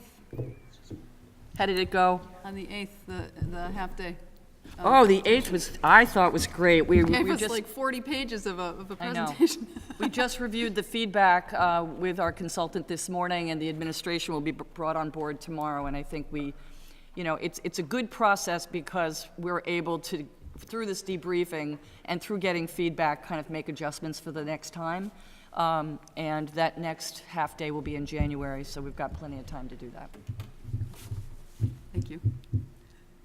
Yeah, my compliments to that program. Looks great. It looks great. Thank you. Thank you for reading it. It was 70 pages this month. Yeah, That's well, why I have it here. Yeah, okay. And business manager report. Any highlights we should? The biggest highlight, and I did write this in the incidental report, is regarding our audit. They came in, they were here on schedule for the week that we indicated they were coming. They were here the entire week. They ended up scheduling 2 additional days with us. So that was 2 weeks later. They came back in again to do some more follow-up. Everything, there was a lot of digging. They were going a little deeper into your financial records, basically indicating that they were doing that on purpose, trying to make sure that everything is clear and concise as you roll out of your old districts into your new school district, primarily so that we have good reports when we have a balance sheet with balance forwards, but also so that when they come back to do an audit next year, they don't have to do a full audit of all those districts again, for the beginning subsequent, because you've got a few months running where you're still clearing checks, doing bank reconciliations and things like that as you roll into this fiscal year, and they want to make sure they're not having to do a full audit for that and charge the district for 2 audits, basically. They did find a lot of things that they're wanting to adjust, but like I said, they touched upon some areas that they didn't really get the ability to do in your last audit. So they were pretty clear about that. we've got a lot of good guidance going forward, and so we're going to be making some changes. We did have a meeting with the auditor that came. He's the head auditor there. I've actually worked with him before at Burlington, where we brought in the principals and the secretaries of each school, basically to go over specifically the student activity accounts and some changes that are going to happen there, and why those changes need to happen. It was a really great meeting. I felt like, you know, everybody kind of came together and was absorbing the ideas and the how and the why. He's going to be helping us develop a policy and procedure for that student activities as we roll into this year. That's going to be all implemented in this fiscal year. And we're going to be using the software to be able to do those student activity tracking. The high school has already done that in the past, but now we're going to roll that out to everybody. So that went really well. They have given me all of their trials back and all of their adjustments back already, and I'm in the process of verifying all of those against what I know should and shouldn't have happened in your schools. So that process is so that you don't end up having changes after a draft comes out. So it's kind of my way of double checking it. I don't like waiting to see a draft and then have to go back to the auditors after that and ask questions. So we're trying to do that process before a draft even comes. So by the end of this week, probably that process will be done. And they should be on schedule to be able to get you a draft when they indicated they would, which I think was December 1st-ish. Yeah. Great. Does anyone have any questions for Elizabeth? Okay. All right, so that brings us to, or any questions on the financial reporting, the financial reports that were included? Okay. Then that brings us to the superintendent's reports. Principals? I'm sorry. Principals. Yes, the principals' reports. Yes, please. Sorry. I want to thank you for having the same format. Is that helpful? Yeah, that's helpful. Okay. Anything for any of the principals? No, okay. Congratulations, Shay. Yeah. A little worried when I got the email saying we were looking for a new assistant principal. I had a was mini like, freak whoa, out. what? I had a freak out. I really did. I was like, oh no. Jay's now going to be the head of guidance at the high school, so they opened up the, I missed that part. so they opened up the assistant principalship. Okay. So this isn't a question for the principals, and I know that Pete referenced this, but in the fall, the Addison and Virgins elementary schools shared soccer teams, and as a coach of one of those teams, it was great. It went really well. The kids combined really nicely, and I think whoever's idea that was, it was a great idea, and I'd just like to comment. Thanks. Good. For sharing your course with our group. Cool. Maybe that was it. All right, excellent. Good. Well, I want to congratulate Mason for earning his award as DAR Citizen of the Year, right? Good Citizen Award. And we are now at the student report, so. Thank you all for allowing me to be here again. So this month there was actually a lot of stuff going on at the school. It was busy. Yeah.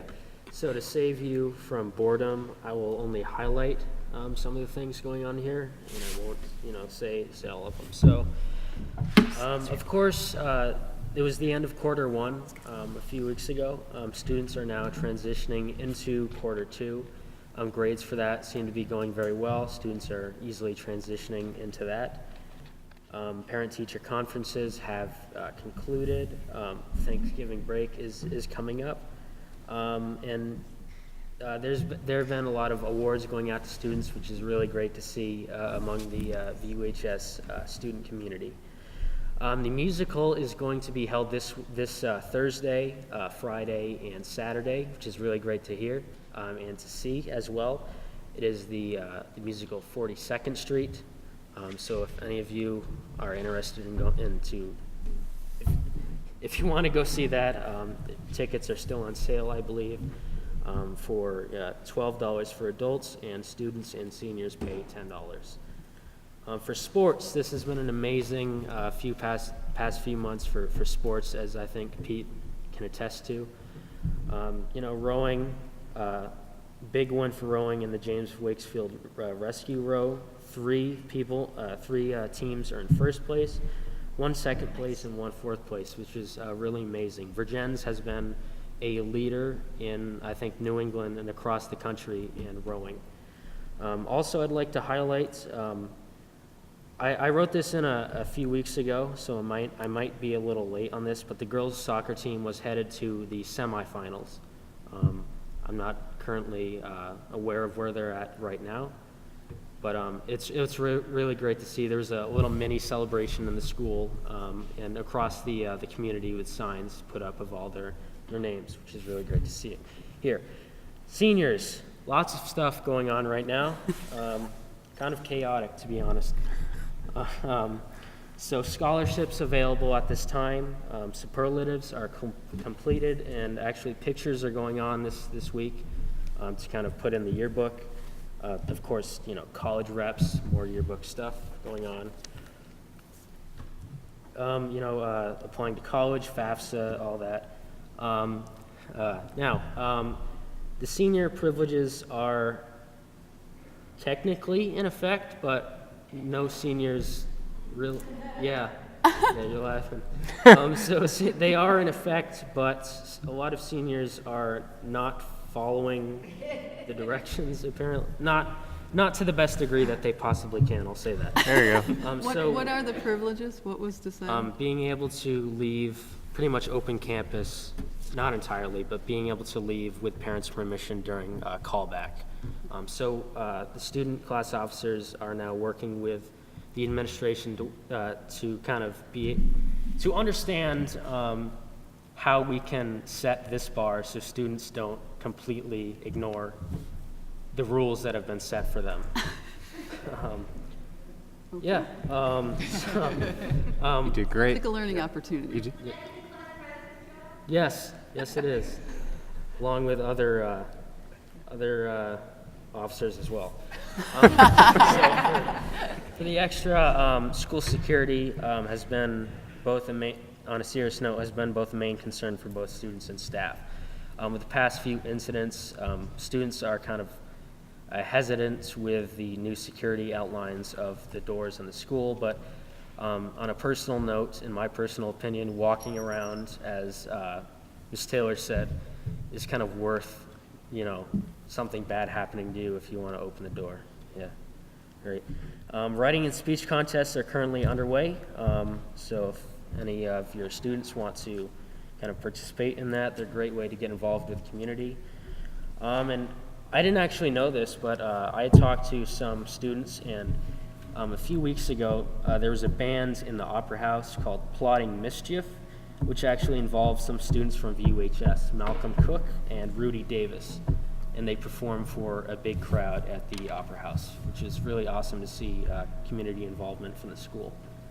And that's pretty much my board report today. Thank you very much. Yep, thank you. Thank you. Great. So I had some notes that I sent out. Anybody have any questions on those? Would be great if folks got in touch with the town select boards to try and coordinate to be able to answer, once we have a budget, to be able to answer questions about that out in each of the communities. So the timing on that? The timing on when we'll have the budget Yeah, would be. needs to be adopted June or by January-ish? no later than the January 24th. So it's really February meetings. Yeah. Of the select board. Yep. Unless it's the last week of January.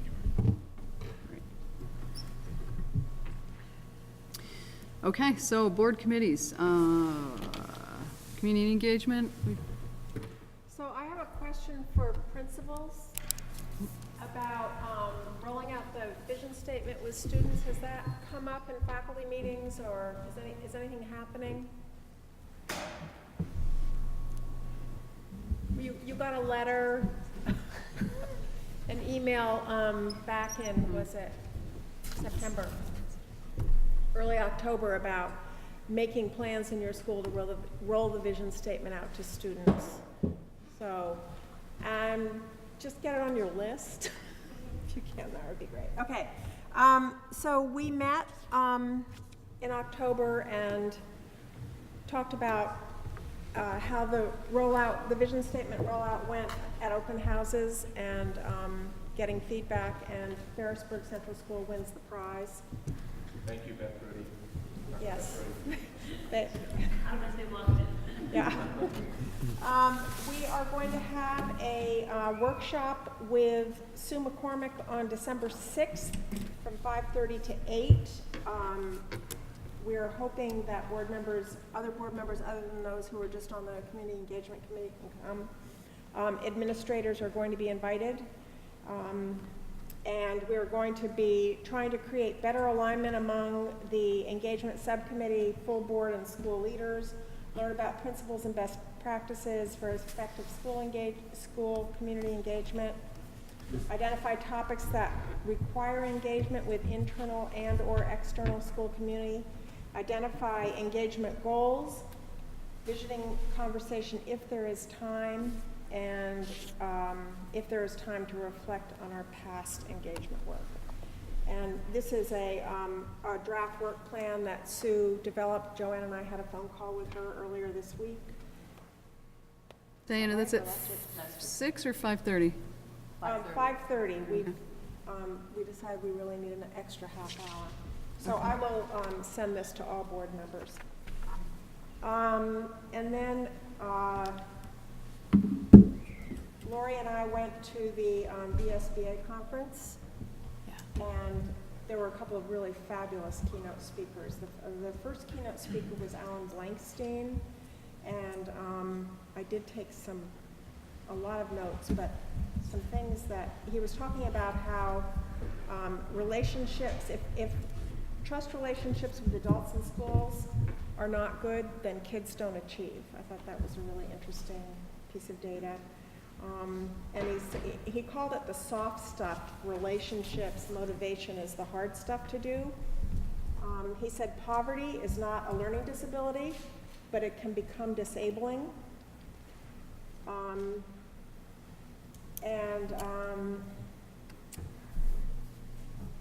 He said we need to know what is relevant for kids for efficiency-based learning to work. Compliance, not commitment. What did that mean? What? What does that? Maybe commitment, not compliance? Commitment, not compliance. All right. The compliance does not necessarily mean commitment. Oh, got it. Right. We want them engaged, right? Yeah.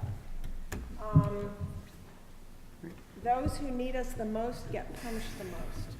They come in poor and they go out punished. And he talked about a policy of blame does not address the achievement gap. He also said that failing schools do not exist in rich areas.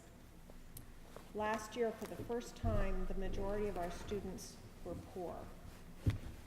So that was... No, he's talking about nationwide. No, nationwide? Yeah. So hopefully a lot of people can join that retreat on the 6th. That would be great to have a good conversation. I just wanted to bring up one other thing at the next day. I was Everyday Democracy, public agenda for Everyday Democracy, and I don't remember what the guy's name was, but he talked about something called participatory budgeting is successful because people feel in charge. So that sounds like something we might want to look into.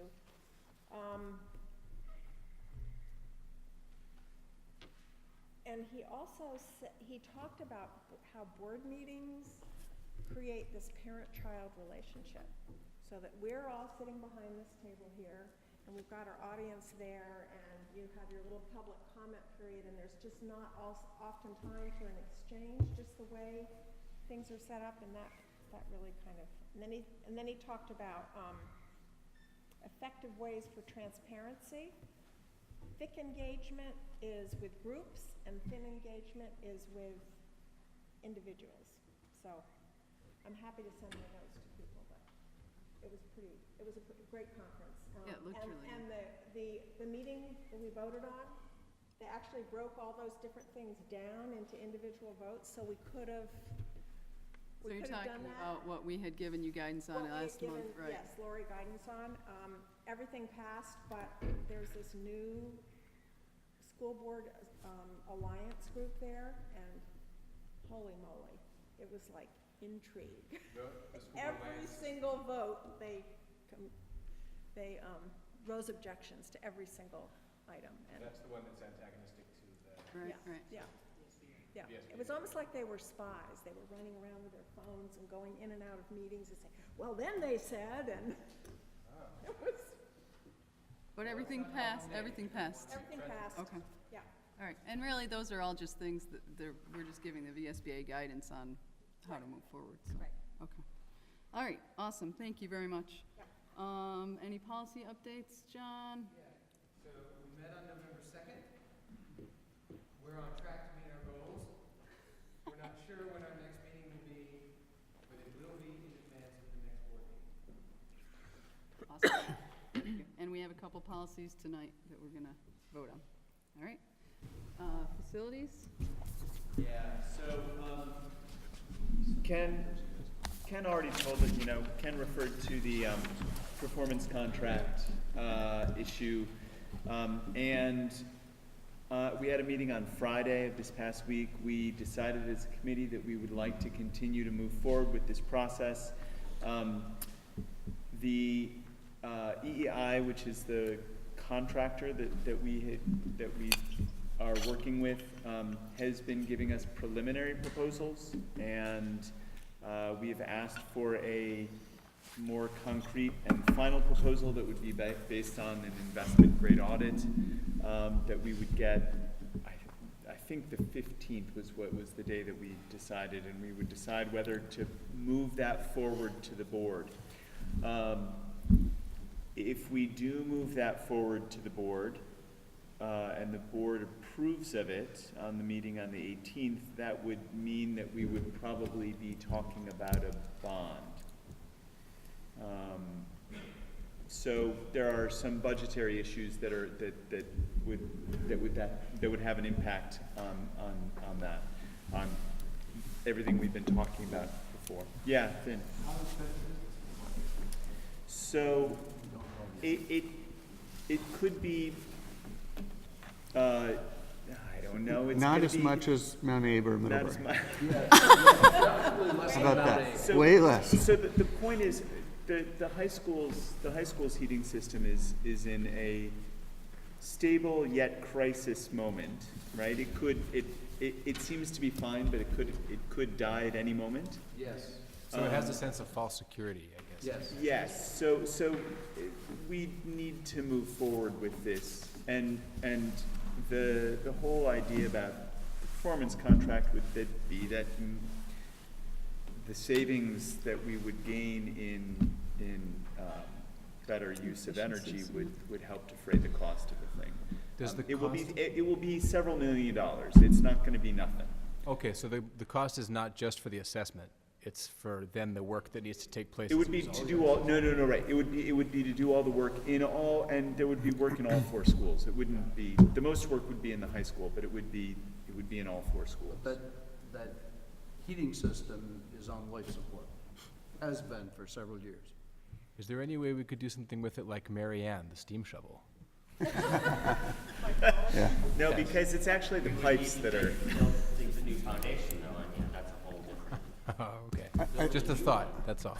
I think can I say go ahead. one addition? So it's very important to note, though, I think, that we are looking at how we can move forward with very necessary improvements, especially to the high school, in addition to this building and the other 2 buildings, while at the same time looking very closely at when our current bond is going to expire and figure out a way how we can move forward quickly to avoid calamity at the high school while not saddling ourselves with a big debt. So we're trying to work that angle out. Thank you. And I think the biggest premise was, if we wait another year or 2, cost that much more money, so. So you guys are meeting before the 18th, So we're meeting and you'll before bring the a 18th, and recommendation? We'll bring a recommendation Okay. to the board. Did you want to say something else? Me? No. All right, great. Well, thank you for plowing through that. Hannaford, Christina, did you want to? Oh, I'm so sorry, finance. So Lori's not here. John, do you? Yeah, I can. I mean, I can, just a quick updates. We will meet on November 30th. Lori knows.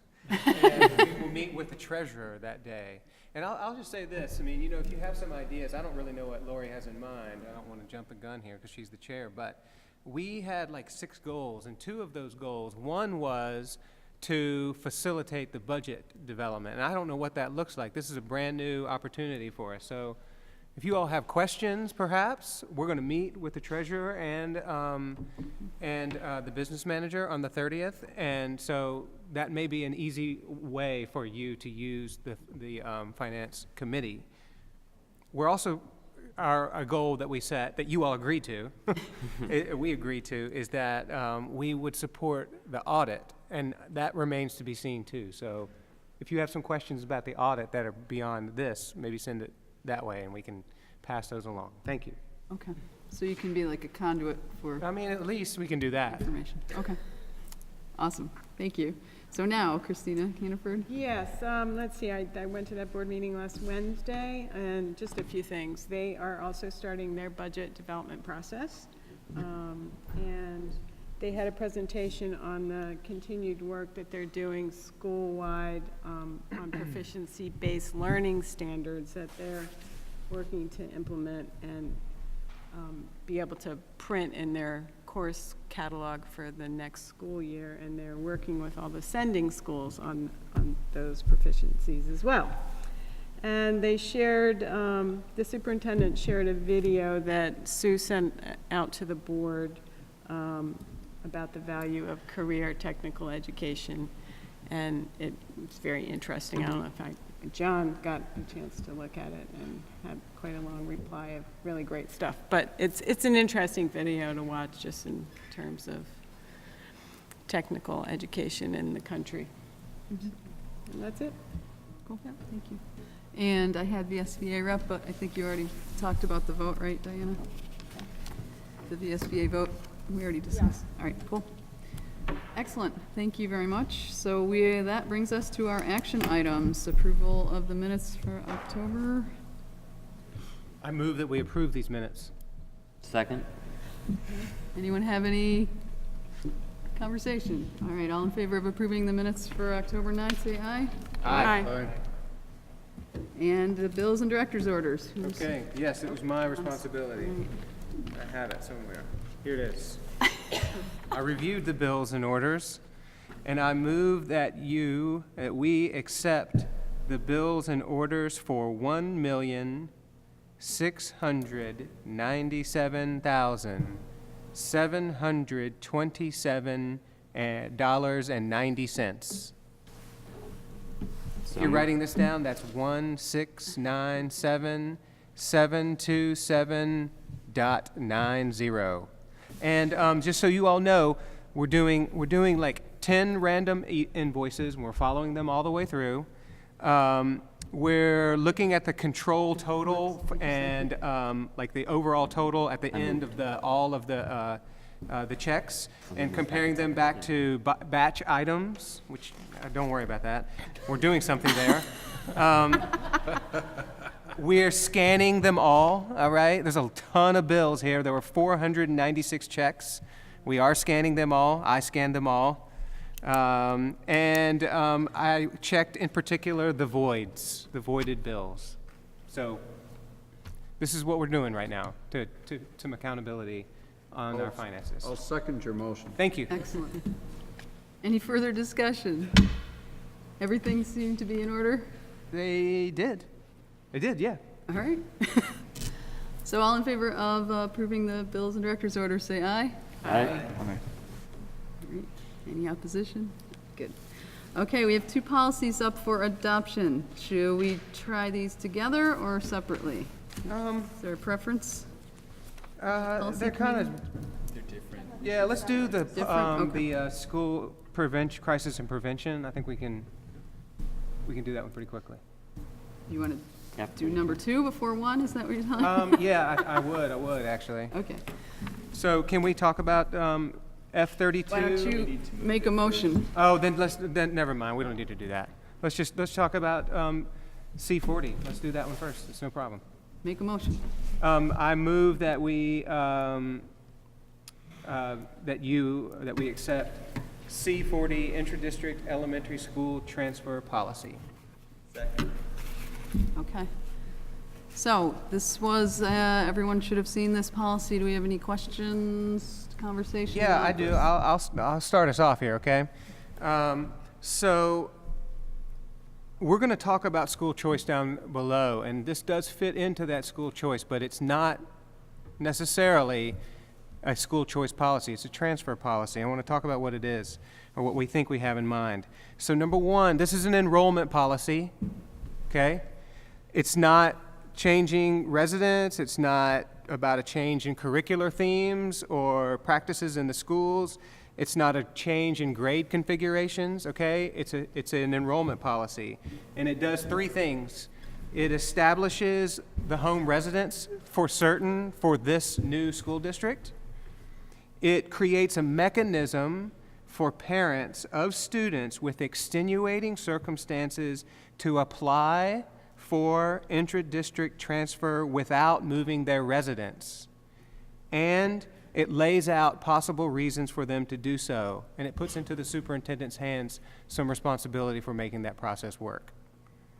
It follows the law. The law requires some certain things in 16 VSA, which is about declaring where students reside and what that means, and what happens with state-placed students.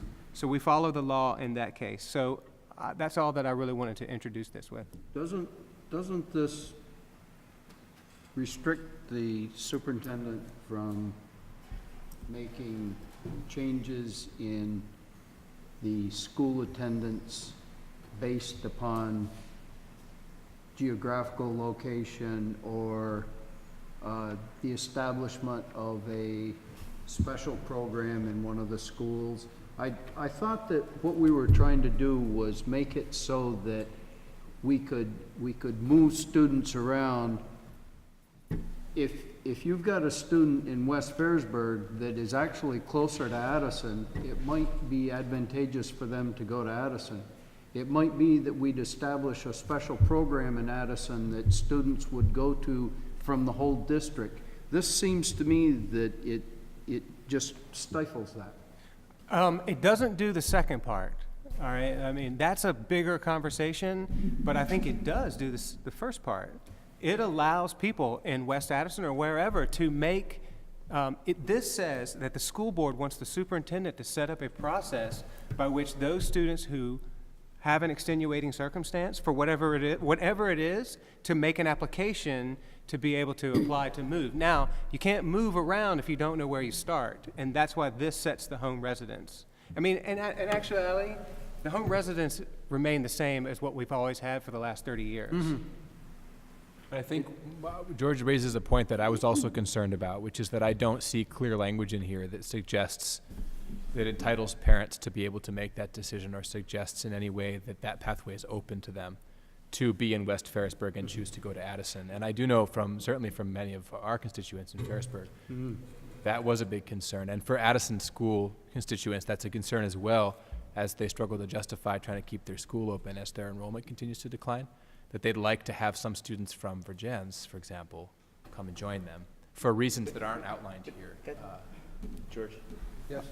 If I could make a distinction between this policy, which is a transfer policy, and a potentially forthcoming choice policy, which we're still working on.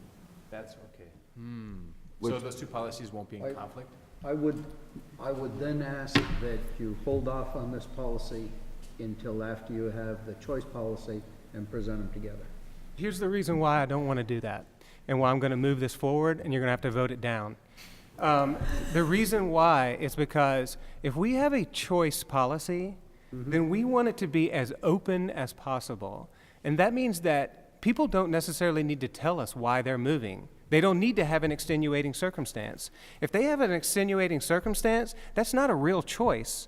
They need to move, and they need a process by which they can go to the superintendent and ask to move without moving their residence. That's why we need the transfer policy. Can't they do that now? We don't have a policy don't that have a states policy that they to do that. can. Even without a policy, can't the superintendent grant that sort of variation because it's all within the She should have district? that capacity to do that. Then it's just a one-off. makes it This is official. a policy. And I think that actually the intertransfer reason number 3, Right. significant family or student circumstances of an educational, medical, financial, or personal nature would be relieved by a change in attendance status. So if it's a personal or even a financial, then it's easier for you to go to a different school. I think this transfer already covers it. A family can request the transfer saying, for financial reasons or for personal reasons, we would prefer, if we're in West Ferrisburg, to go to Addison, because it's going to make our lives easier. And I think number 3 is an open-ended statement that allows them to make that request. George, was that your question, or were you questioning whether we might decide a change in bus routes that all the students in a certain area would be attending a different school? That would be an administrative That choice. certainly is part of the discussion. Right, and I think I don't know that that would be allowed based on our articles of agreement, thank you, unification articles. I'm sorry, John, I think this is too restrictive by itself. I think that it needs to be accompanied by some other factors. Joanne, didn't you say this, we have to have it by December? It was in the articles of the, was it in it? No. It was in the minutes, I guess. It was in the minutes that we would be working on a policy when the new unified district was created. Oh, I thought you said the state required. No, the state does not require this policy. So I'll go back one more time, and then we'll probably get to a point where we're going to need to do something. The question, I would like to highlight that this is about transfer, and this is not about choice. If you have to move because of an extenuating circumstance, I don't see that as a choice.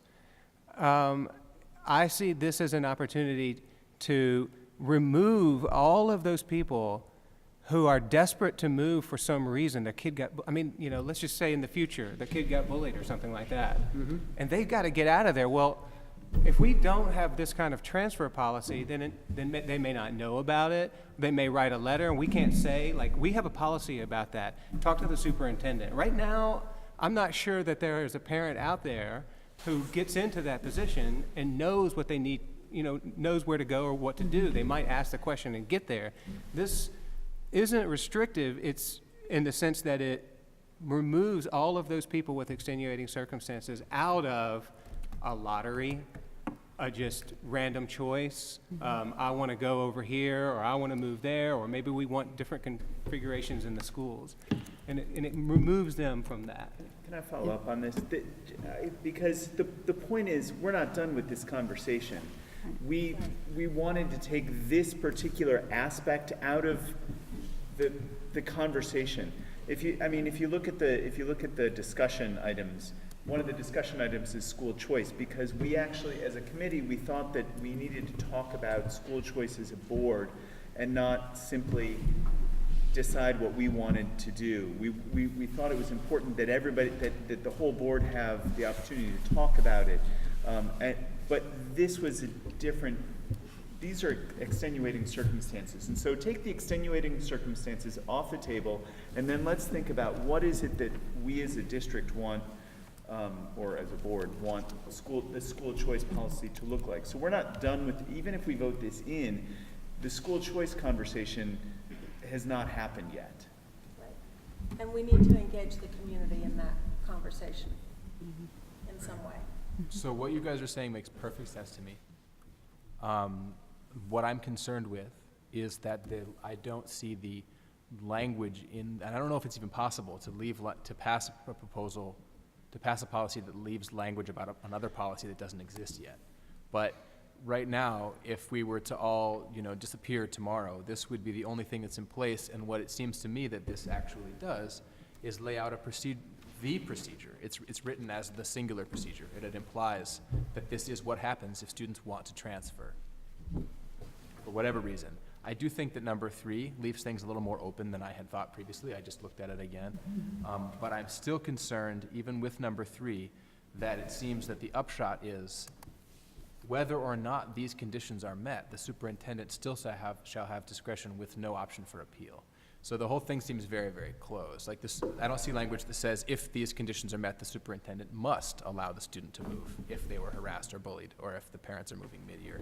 It says the superintendent has sole discretion, circumstances may include. And I'm a little concerned about that in terms of the eventualities. So I have a couple questions. Has this been vetted by the attorney? Actually, John made a connection with Emily today. It will be vetted by VSBA. Okay. And so the superintendent will create publicly available procedures. We don't have any proposed procedures at this point, do we? We don't have a policy yet, so I there know, are no procedures. I know. I understand that. But when we get to the point, if we were to get to the point of having these procedures, the timeline, I assume, would be starting, if somebody wanted to do this, the timeline would be starting now, right? Or probably December, January, or? This is, something comes up. This could be a mid-year, I make an application to the superintendent at any time, and this is my way of knowing that.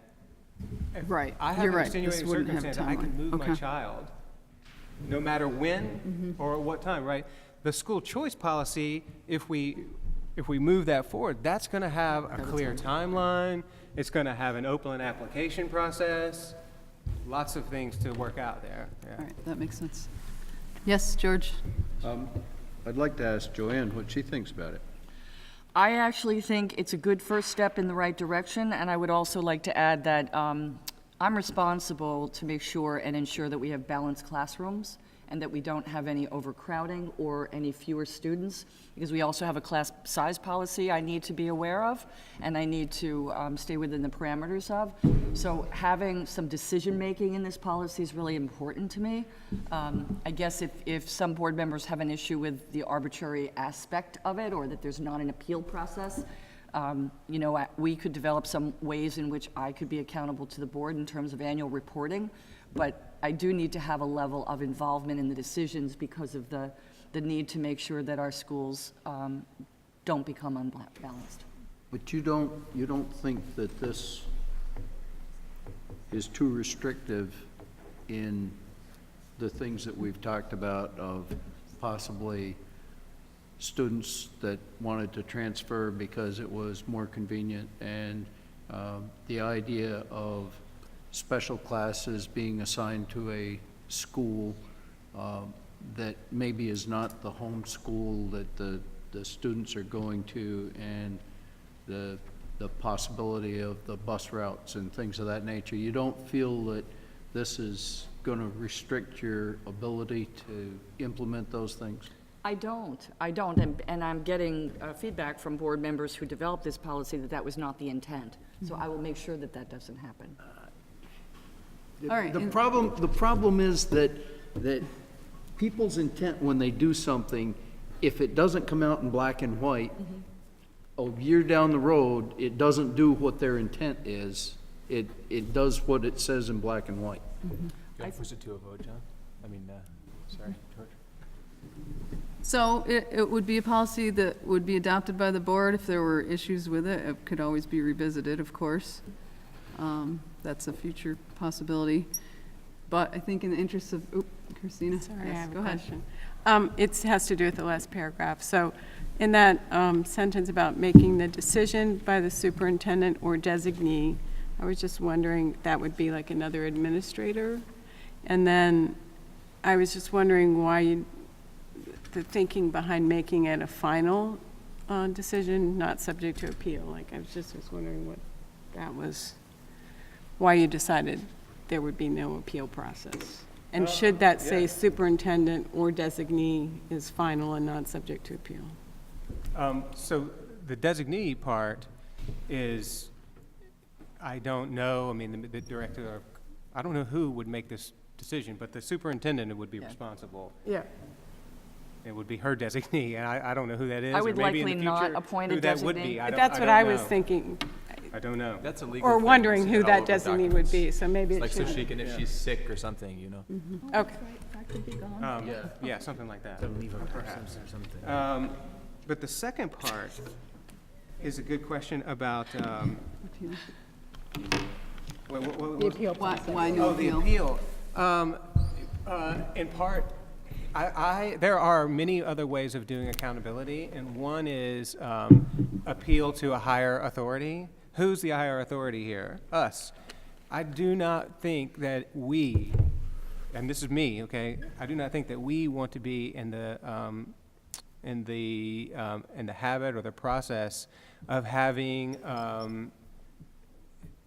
hearings to figure out whether this person has extenuating circumstances or not, and what that means. The superintendent is responsible for that. Now, we could hear, and we could hear about what happens and how many times these have gone on and what other kinds of appeals, but I'm not sure where that appeal would go except for us. That is where it would go. And I do not think that this board should be in the habit of second guessing or setting up some sort of jury system where we hear appeals about what is an extenuating circumstance or not. I think that the superintendent will have the best judgment there, not us. That's a very interesting question. Okay. It Well, is. in light of the time Yeah, and the sorry. conversation, I move I the think we should call the vote, yes. So the motion is to accept C40. All in favor, say aye. Aye. Opposed? No. Was that two nay? So the motion passes. All right, F32. Okay, so in light of of us not having a policy about intruders and an intrusion happening, we decided to take a look and see what the VSBA model policies had to offer. Remember last year we promised this board that as a policy subcommittee that we would bring forward all of the required and all of the recommended, but there is a crisis prevention policy that's to consider, and we thought it would be wise for us to consider this because it makes crystal clear from the board level the expectations for all school members as it regards school crisis prevention. So would you like to make a motion? I would like to make a motion to approve F32, School Crisis Prevention and Response Policy. Okay. Questions? Yes, Finn? Yes. Oh, it's wonderful. Thank you so much for all this work you guys are doing on the policies. My question for this one is a little bit less onerous, but I still think it's important. Why, under staff and student responsibilities, which are sort of laid out in parallax, are students who are suspected of involvement in causing school crises to be held accountable in all of these various ways, but staff are not?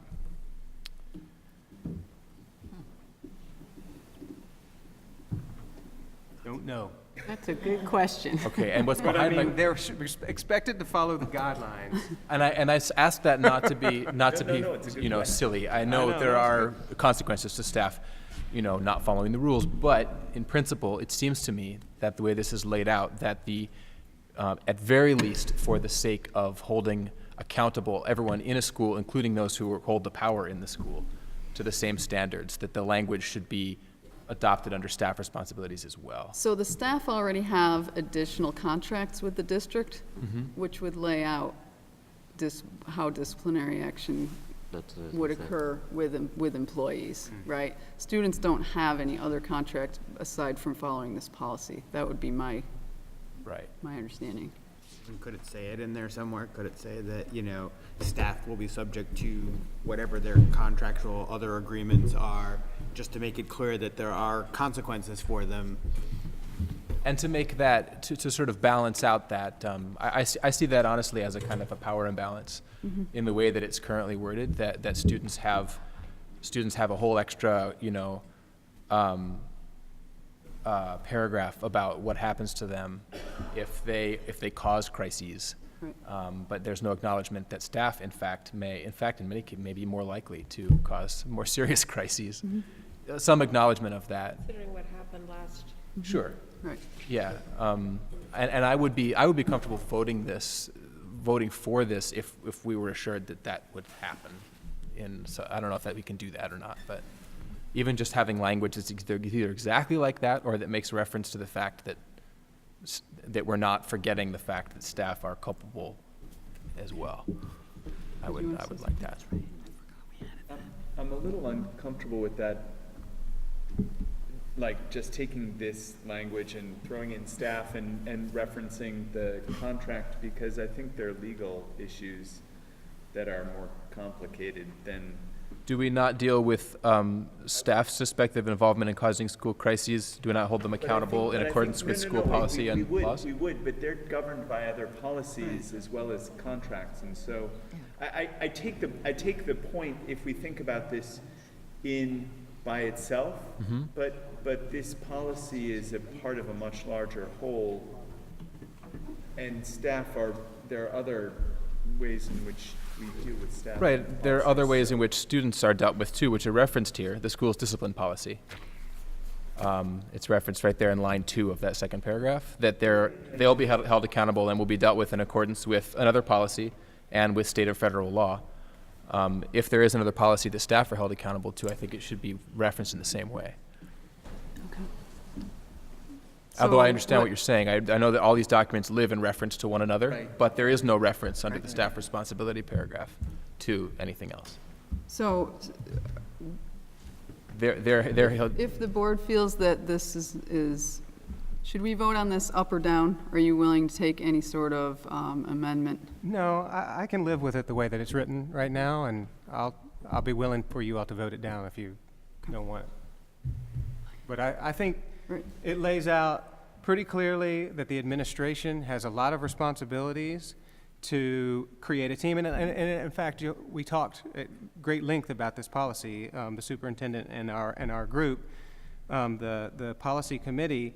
In a lot of ways, we're already doing all of these things, many of these things. There is a school crisis, a plan.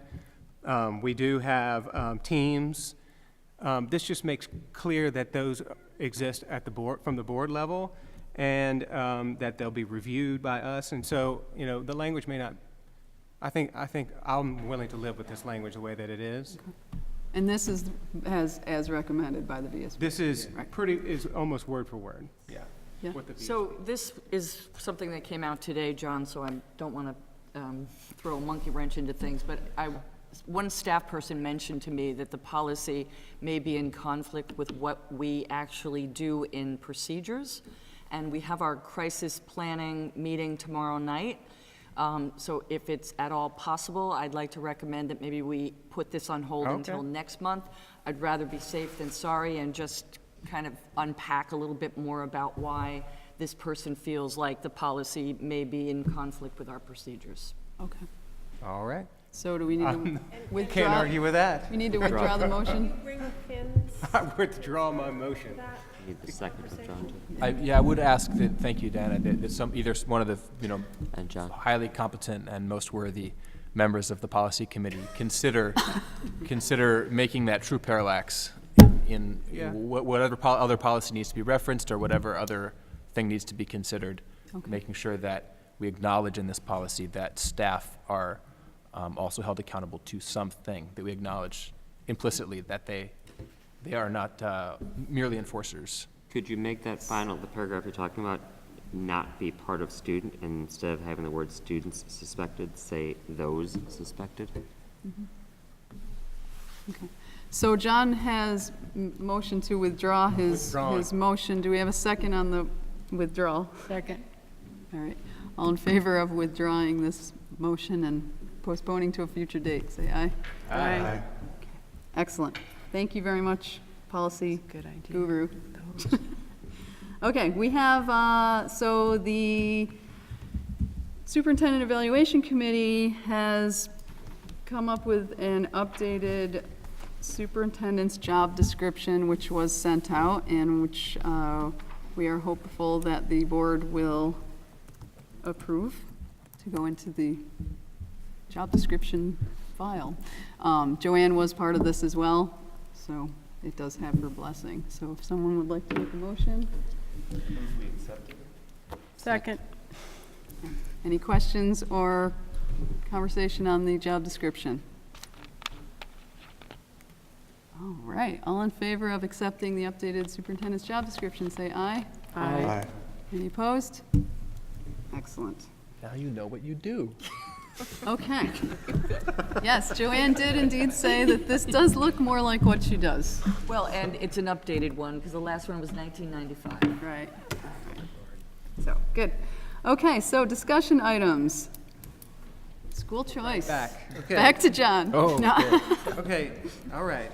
So what I hope to do in this is to lay out a couple of quick things and then like stop and talking and let some questions brew up among this group. So the goal here is to lay out our options about elementary school choice options for enrollment. And I just want to remind us that we're not talking about curricular themes. I mean, I think what George was talking about are really important things to talk about. But that's not what we're doing here, okay? We're talking about grade configuration. We're not talking about, you know, like changing areas of residence. Like maybe those folks in West Addison should be over in Ferrisburg, but that's not what this is about, okay? That's a really good question. This is about 3 options that we think that we can bring forward, possibly, okay? So I'd like to lay them out. One is a school option, school choice option, in which we essentially don't have a school choice policy. We have a transfer policy, which we just passed, that allows people with extenuating circumstances to they and their family to make an application to move from one place to another. So that's really like option 1. Stick with what we have, okay? Option 2 is some sort of limited open enrollment. And what I mean by open enrollment is that you don't have to have an extenuating circumstance. Anyone can apply in the district to make a move from one elementary school to another elementary school. When we do that limited open enrollment, what it means is that we're going to set some clear boundaries on the number of students that can leave an individual school, whether it's a percentage like 3 to 5% of the total population of a school could move or could apply to move at any one time to another school. Or maybe it's a number, it's like 5 students in one school or 20 in another, right? We'll think about that, but there's a limited number, okay, that would go into a lottery to be able to move. On the back end, we would probably have to think about what is the total number that any individual school could accept, right? What's the percentage, or how does that work in the grade level, okay? So option 2 is a limited open enrollment. You see what I'm saying? And then the last one is, option 3, is complete, full open enrollment. Every single elementary school student may choose to make an application to move to a transfer to another school. And we may need boundaries on that, but there's no limit to the number of students that could move from one school to another. So those are kind of the 3 options that we've been thinking about, and those are really, if you look across, we've looked across all of the policies for school choice in the state of Vermont, and what they do is they remove, no matter whether we had, they remove all of those transfer people out that we just did, the extenuating circumstances. And so now that we have those out, we can really start to think about what is it that we want our school choice policy to look like. So I'm going to stop there and let, if I made a mistake or something like that, with my fellow board members to correct me or help. Is limited number as well as limited time? Like you could only Nope. do this in There will be a August? time with some sort of process that'll happen. Applications will go out. We haven't gotten there, you're but no thinking matter about- what, it would there's have to going be the start of the school year. You couldn't Yeah. just decide in February, oh, you know what, I want to change. No, that's That'd be a exactly transfer. right. Yeah. Yep. And then you have to Choices. stay where you are. That's what I was thinking. Beginning of the year. Choice is beginning of the year, but the application would Right. be in the spring sometimes. So you could Yeah. decide in August. But I mean, Right. It would be just a once-a-year thing. It would be a once-a-year thing. That's right. So obviously, each of those options that you laid out have a number of repercussions that would need to be thought through. Absolutely. Right. I think my suggestion to this board is to think about the three options that I just laid out and figure out what it is that you hope for and desire and think is best for our students and families in our district as it relates to a choice policy, an enrollment policy, okay? Where students attend school. Essentially, the choices are the home residences define where people go, and unless there's extenuating circumstances, kids generally go where they live, whether we have constructed those boundaries and where they've been. Choice two, some sort of like limited number, maybe perhaps like we might envision it as like a pilot policy, where a percentage of students are allowed to enter a lottery to be able to move from one school to another, or we don't know these things no matter what, completely open school policy where everyone applies, where everyone has the opportunity to apply and could possibly move. So if I could add, one of the things we talked about was, none of these things necessarily is set in stone. Yeah.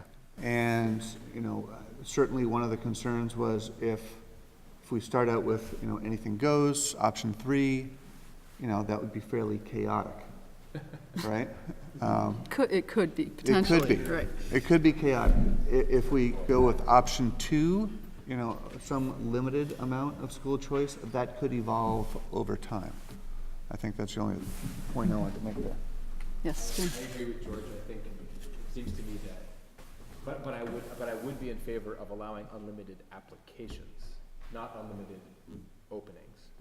So particularly in the beginning, choosing a conservative number that we feel that the superintendent's office and the schools could accommodate for how many applications will actually be considered. But I think allowing opening application to everyone will give us the data that we need to understand how much movement are people desiring to be part of here. And then we can start getting into questions about why.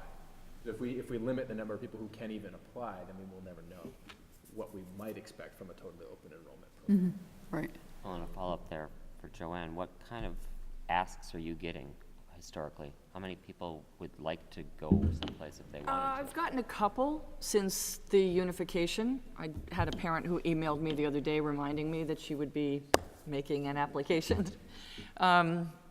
Other than that, probably over the last 3 years, we've gotten maybe 6 requests to stay in district when parents have moved to a different place of residence, for good reasons. Kids are in the 6th grade, or,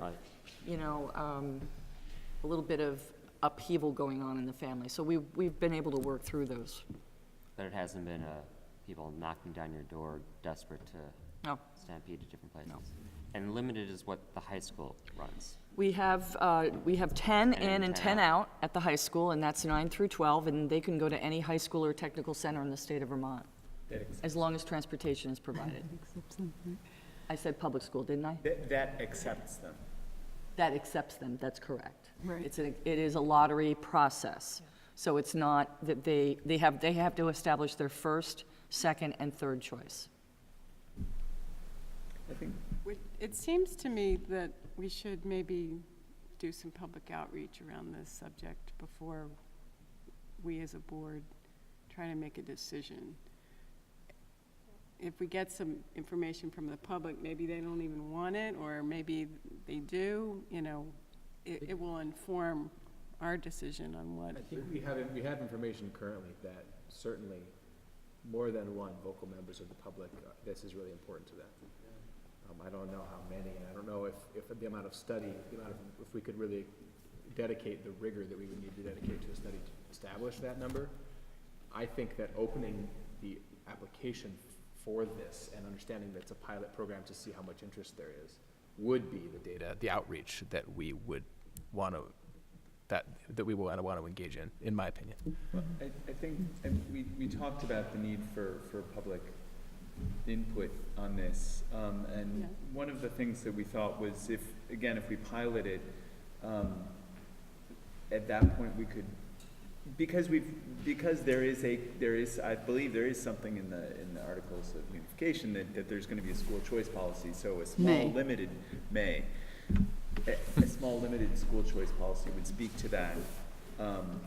And then if there's, and as Finn said, the number of applications will speak to that, but it would also give us the opportunity to reach out. I think at this point, we don't really have time to get real input from the community about how much desire there is for it. What sort of timeline are you looking at? We're gonna have, well, okay. We can have something ready for the next board meeting. We think we're in a good spot for the next board So you're meeting. looking for guidance from us tonight? I'm looking for you all to think about these options. Think about what your goals are, what your desire is, what your priorities are for what school choice looks like. Think through the options that I just laid out.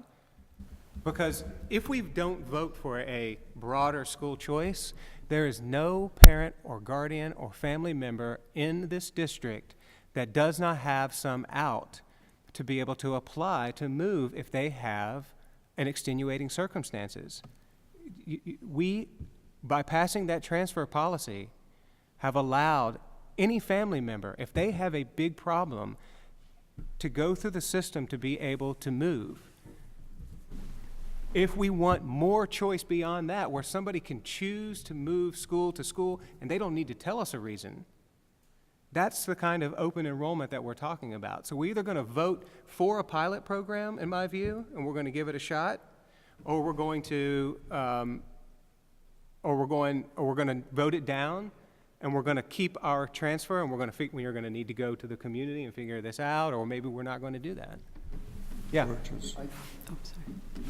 As long as you're getting into this, I don't see the need to make a snap decision. And you can get input from the public that matters, in this case the parents, by just sending out a questionnaire to all of the students. I mean, send it to the families. I don't see why, as long as we're to this point, why it has to happen immediately.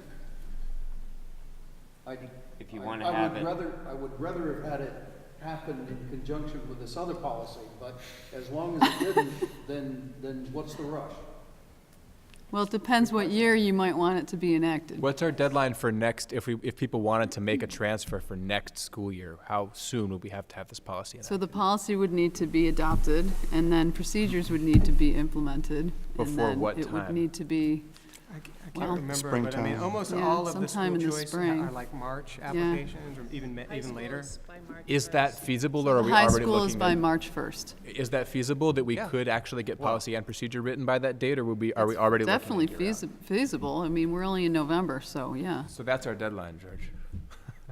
Or if it, I still think you can query the parents. We can query them, and whether, but survey design is a science in itself, and whether or not we're going to get results Right. that are representative is a different question. I tend to agree with Finn that people who apply that's going to be your feedback, really. I mean, so you can send surveys out, and people might fill them out, or they might not fill them out, but if they really want their kid to go somewhere, they're going to apply. So can we task the So. communications committee to help us? No, we cannot. Sorry. Yeah, I mean, I think it's a really good idea, and in a perfect world, I would like to go out and, query the parents and learn what they have to say about this. But there's some, resources that are limited, and I'm willing to make a decision, and I'm willing to bring this forward and make some choices, and we can vote it down. It's fine. Right. And we'll learn if we go through a pilot program. I'm hearing that you would like us to work on a pilot program to bring forward, whether we're not quite ready for the open enrollment, and that's fine, so that we can monitor this and we can look at the procedures and we can see how disruptive it is. But I would suggest that we use our opportunity to talk with families and guardians, not about school choice, but about what our schools look like and what they do. Right. Curricular themes. Talking about enrollment policy is less important to me and to what I think parents are interested in than what are schools doing? Why would I have a choice? Why would I go from one place to another? That kind of conversation, and the kind of conversations that George was wanting to have, that I rudely interrupted about, thematic places or schools doing interesting things, those are really important questions. But this discussion is about enrollment, how we enroll people, not necessarily about what the schools do. So does the policy committee feel like they have information? I like it what you're saying, because having a policy in place that leaves the door open for, we don't really know right now in hard terms what differentiates our schools, or whether or not they're moving in a thematic or project-based direction, or place-based education or whatever. But leaving the door open so that if the schools evolve in that way, parents can then have the ability to choose, I think is a wonderful thing. Okay. All right, so we have a second discussion item, school safety forum. And I'm going to let Joanne talk a little bit about that. In light of several, hi, come join me. No, I'm leaving. Oh, okay. You're hanging in there, man. Would you have anything to share with the We've got to hurry this up. It's a school night for Mason. So in light of the recent challenges that we've had at the high school around security, Stephanie and I have been in a lot of conversations with Chief Merkel about security and safety, and he has his own ideas about how that might be improved going forward. One of the ideas that's been floated is that he would like to see a school resource officer placed at the high school full-time. And while I'm not opposed to having that conversation, I just know that putting a new staff person like that in full regalia in front of the student body and parents on a daily basis is not something that you do without a lot of thought. Engaging the community, talking about what your needs are, and really designing what that's going to look like. We certainly don't want anyone patrolling the halls. The idea that we could use this individual in different ways, as a mentor, as a coach, are some of the good ideas that are floated. But once again, when the day is done, he has a uniform on and he's got protective gear on. So George and I decided that perhaps one way of starting the community conversation is having a safety forum and inviting parents in and having a panel. Stephanie would be on the panel, I would be on the panel, George Merkel would be on the panel, and perhaps a school board member, where we could have a facilitated dialogue with the community to answer questions, but also to get feedback about how to proceed. So I wanted to bring that idea to the board to see what you thought about it, whether it was timely, whether you thought it was a good idea or not, whether you'd be interested in participating, and what are your thoughts going forward? George? Was there any talk about who would pay for this position? I mean, Pardon me? Yes. I mean, it would be from a grant in the very beginning, not for the full cost of the position, but that seed money would gradually decrease, and it would be taken on by the school district. And the cost, estimated cost? I'm sorry? The estimated cost would be? Estimated cost is about $80,000. Not a full-time position, right? For a full-time position? Yeah. Yeah, So- that was his proposal. It depends on how we might want to, if this came to fruition, we would create what it is that we need, $80,000 for a full year, full-time police officer. So are we open for discussion about this now? Is that an employee with benefits as well, or is that contracting? That would depend on how we wanted to do this. It could be that we would, I'm not quite sure what the arrangements are with other schools. So I don't think I don't want to have a school safety forum that is just about whether or not we should have an officer in the school. I think if we're going to have a school safety forum, which I think is a reasonable response to I don't want to I neither want to minimize what's happened at the high school, nor do I want to make an overly panicked response to it. And it seems to me that I'm not in the school every day, so I don't want to minimize anything, but it seems to me that just to have a forum about whether or not we should have an officer is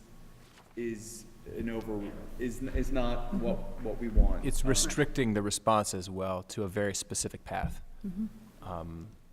So I guess my concern would be that if that were a part of the conversation, that would be fine, but I think the way Finn just put it right there is appropriate. A forum that would kind of that would be an opportunity to articulate what our concerns were and what possible actions about those concerns would be, I would be in support of, but not.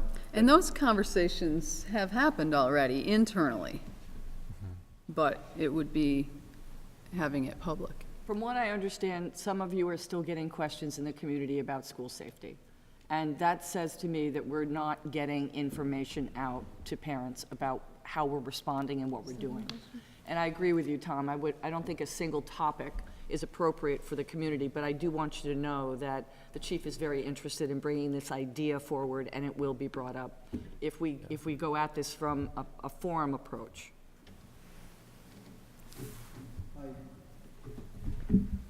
I understand the overall concern. And I think that there are things that should be done.